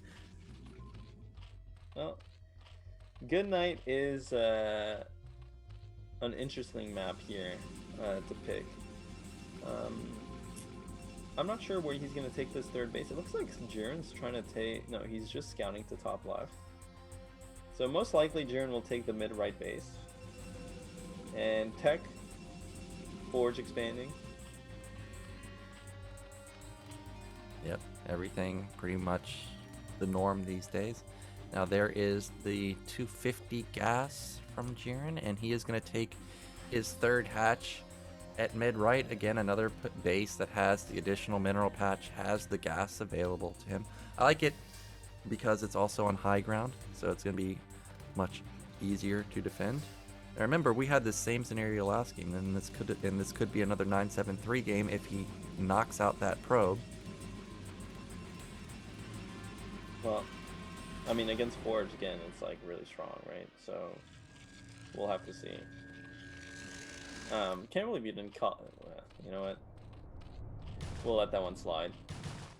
Probe is juking and jiving around the Zerglings. Oh, you mean your 9-7-3 one? Yeah, whatever, man. Simple, I knew something was off, man. Yeah, I knew something was off. But, I knew as a caster, you gotta say, like, this guy lost because of this. So, I knew your simple math. Yeah, why off, can't you just call me out, man? Just say, no, because it's all right. It's all right. I'll let chat call you out. I mean, I'm fine with that's that. even more embarrassing. I like that more. Yeah, I like that more. I don't know, man. Whatever, dude. Sometimes you're just wrong. It happens. Yeah, well, something like that. I think in Tech's base... Oh, for some reason I thought the Stargate already went down, but we see that the Cybernetics is just about to finish. But you know what is different this game is that +1 weapon is freaking fast, dude. It started at the 4-minute mark, so this is going to be a really, really fast +1 timing, or potentially a really fast 1-1 timing. Well, 1-1 is a very standard build order here, but these days I do this +1 upgrade is really, really solid to get early on because Snow plays like this quite a bit, but the faster you get +1, the faster you can get +1 armor, and then +2 armor, especially off 1 Forge. So really, that's generally what the idea is in standard play these days. But we'll have to see. I mean, we've seen Protosses so far in the tournament struggle with maintaining their upgrades. We think about back to the Dark Group and earlier in the Revolver game for NbA, but Tech, I think so far, especially last game, he's been on point with his build orders, man. They're they seem very crisp, very solid. So, and yeah, look, he's actually going +1 air weapons as well. So this is about as standard as it gets for Protoss. Yeah, and I wanted to see Jiren go into Mutaplay because we haven't seen it all day long. Yeah. But he doesn't have it at his nat. He doesn't have gas at his nat, so Mutaplay unlikely. And then of course, since I have full vision of what Tex is doing, now I don't necessarily want him to go Mutas because the +1 weapon is going to be obviously very strong versus the Mutalist. His Spire is about to finish, but he may be able to kill an Overlord or two before the Scourge pop out. Look at the speed. It's halfway done, man. This is going to line up perfectly with his +1 weapon. Yeah. I mean, Tech has clean builds, man. He's a very solid player. You can see his probe count is getting to that sweet spot as well. I wouldn't be surprised if he stopped making probes around 630, and he's not making probes. That Corsair does live. Well, we see that the Hydrogen has started upgrades. We see that Overlord is starting speed, Evolution Chamber coming in, but unfortunately for Jiren, I think, is he doesn't have any time to build up that Hydra count because Zealots should be moving out on the map right now. The question to me is how many Zealots is it actually? Okay, it's only 5, so this is not going to be as potent as I thought it was going to be. Oh my god, I love watching Tech play, man. He's so solid. Look at that. He finishes +1 weapon, starts +1 armor on time, has all these Corsairs. Look at this, man. This guy, you know, I must say, like, Tech, he always... He has decent builds. He's definitely a solid player.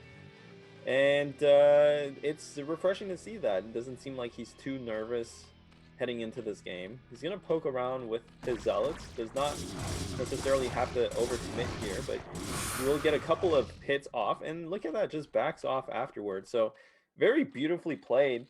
Meanwhile, behind this, starting his Storm upgrade, continuing to mass his Sares to cover any type of Mutalisk switch.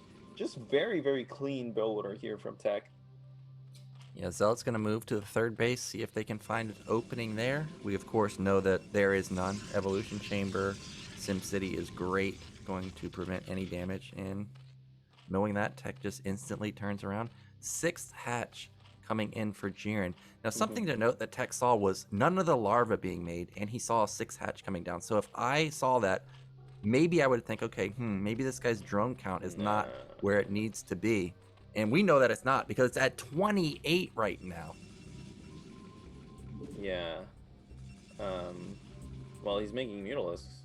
He actually, oh my god, he actually poked around with the Scourge to see what was up, and he didn't see any of the Corsairs because they were out on the map. And now he basically he basically blindsided himself, trying to Mutaswitch into 6 +1 Corsairs. I'm pretty sure he does not have +1 Carapace.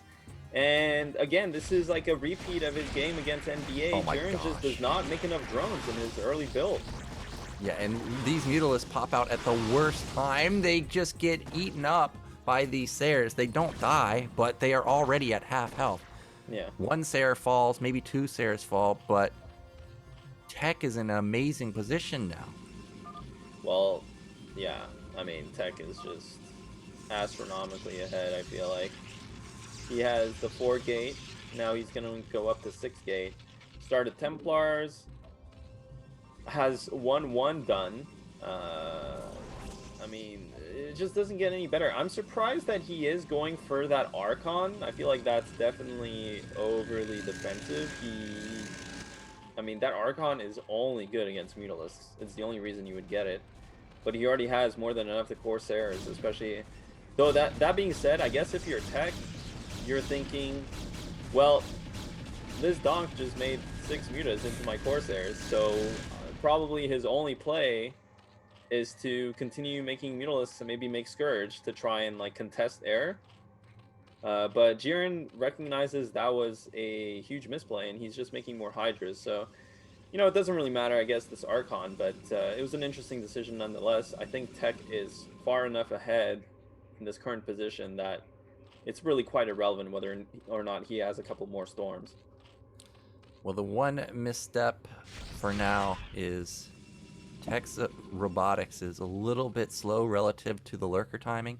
We see that the lurker upgrade is about to complete. Mutas are not long for this world. They get intercepted by Sayers and intercepted by an Archon. And Archon says goodbye. Yeah. And if Tech just goes right now, he may be able to bulldoze through because half of the units are being morphed into lurkers and they're not completed yet. Yeah, but I think the timing is a bit too tight, and he only has one Templar left. So again, that Archon is biting him a bit because he could, if he had 3 storms here, it's a different story. But with only 1 storm, or at least, you know, he could have had maybe 4 or 5 storms. But with only 1 Templar, it's going to be hard to output enough DPS against these Hydras. As the Lurkers burrow, this is a predominantly Zealot army. Tech wisely backs off and takes an expansion. So nicely played from Tech to avoid committing there in an unfavorable situation. He's just going to take an expansion. He's queuing up a shuttle. One thing about Tech is that his Dragoon count is non-existent. I don't know if he started Dragoon range either. But you know, he will be looking to try and transition into that composition. Yep, big pylon flood coming in. I guess that was a pretty big supply block for Tech. We do see that his +2 armor is about halfway done. Not sure if that's +1 weapon for Babo or if it's +2 weapon. It's got to be +2 weapon. Yeah, okay. So matching upgrade timings for both players. We see that Jiren is going to take the mineral only, and supplies are still manageable for Zerg. I mean, it's kind of getting a little worrisome since it's a 40 supply lead and Tech is kind of taking this 3rd base for free. Like, Zerg isn't pressuring at all. Well, yeah, I mean, I don't think Zerg can pressure. He's been on the back foot this whole game. Again, very similar to the game versus NbA, I would say, actually. It looks like Jiren is just going to get his 3rd base canceled. I like how Tech just splits up his army here. Does not need to commit everything. And yeah, Tech is playing beautifully. I feel like he's kind of outclassing his opponent, to be completely honest with you. I haven't seen anything Jiren could have done either of these 2 games. It looks like Jiren is going to try and push out, though. This counterattack might be good. It is hard to hold on to this base as Protoss. I'm sure if some of you guys have been watching the Korean streams, sometimes you just see some Zerg smash in with like Infinity Hydras and overwhelm Protoss, but I don't think Jiren has quite enough supply. It looks like Tech is getting a shuttle drop into Jiren's main while this is happening, and Jiren is just going to pull the trigger here. He's going to attack this. There's a lot of Zerg units with lurkers. It's all about the storms. Can Tech connect with some solid storms? So far, he hasn't shot any out, but he has halted the progress of the Zerg attack. Not in range of the Nexus just yet. The shuttle, I believe, is actually AFK. Or is he? No, he's AFK. He's not even doing damage with the shuttle just yet. Lurkers are getting into position. Okay, Zealots did get unloaded. They're going in. That's going to cause a lot of damage. And if Jiren's not actually trying to snipe this Nexus, he's going to start falling behind because he's losing drones.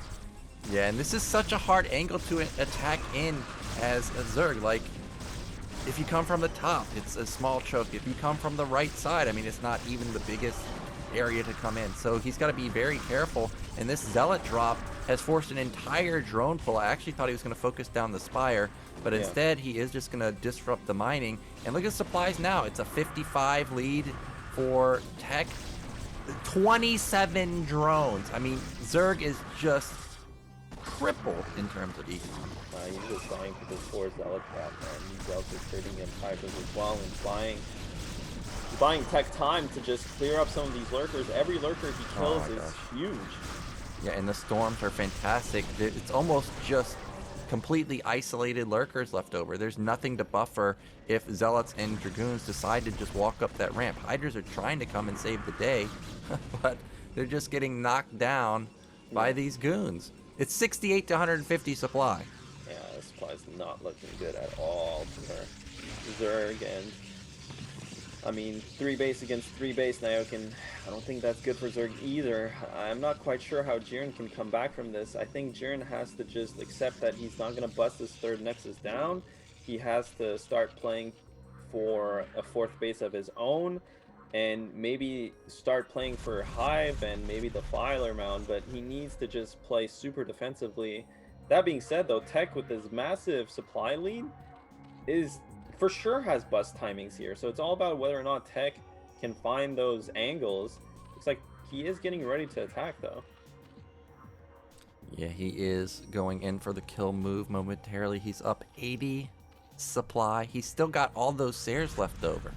Yeah. Now finally Jiren has built up his drone count, but it's too late, man. Like, he needed this a couple minutes ago. Let all that econ kick in. He's now resaturated his main. He's got a lot of hatches, but the supply gap is just way too much. I mean, he's almost doubled in supply.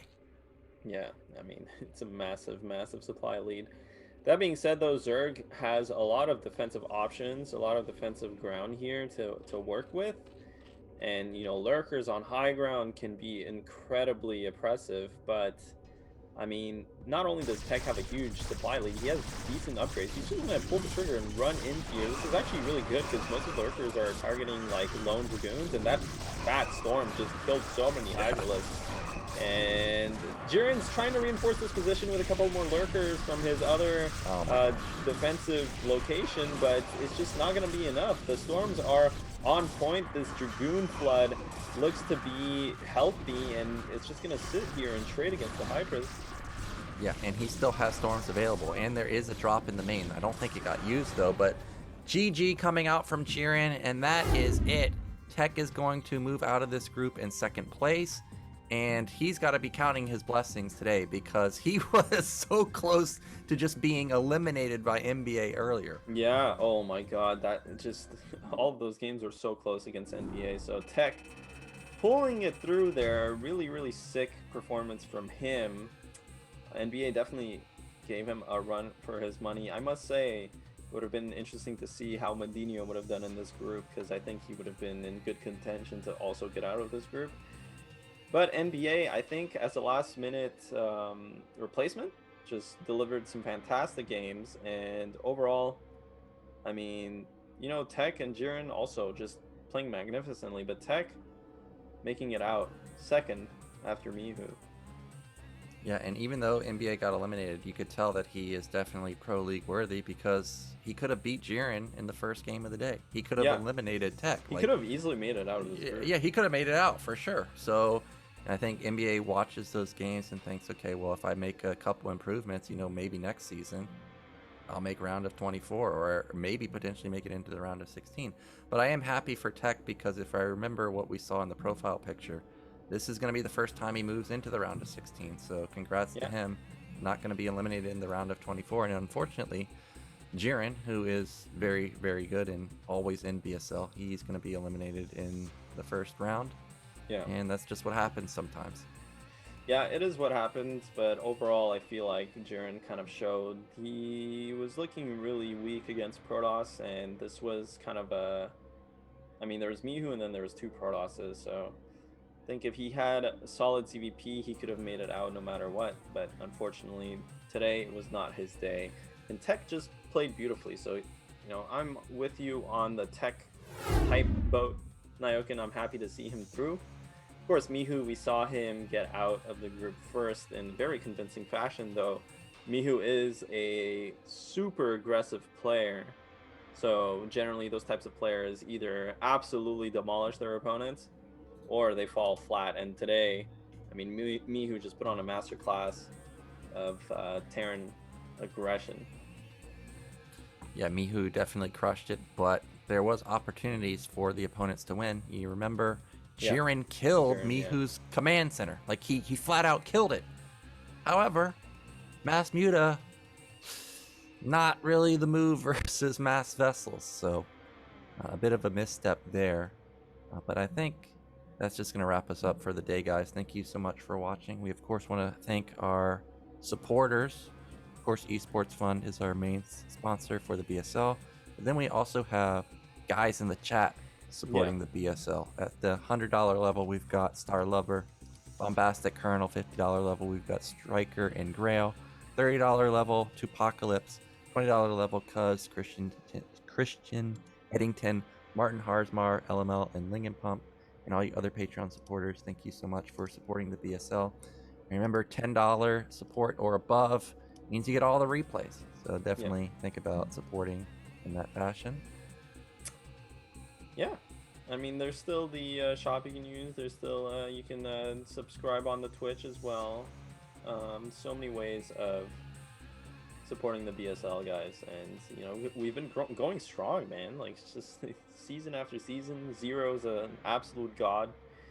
Just keeps putting on this amazing show for us, and you know, we still have that stretch goal to hit for BSL 14. But you know, even today we got that fat $500 donation from Anonymous, which is really appreciated, and just always people donating, being super supportive of the scene. But guys, don't forget, tomorrow is going to be Group D, but as well, we are going to have the Europe versus China BSL show match featuring a bunch of the top European players and Chinese players. And that's going to be right after ASL tonight. ASL finals tonight. I'm so hyped for this one, man. You have no idea, but you don't want to miss the show match, and then you won't want to miss Group D tomorrow, because Group D is going to be, I mean, it's D for death. I mean, we got Siki, Oya, Striker, and Ghost of Dark. Just absolutely unreal group. Have no idea who's gonna make it out of that. But yeah, you definitely won't want to miss that.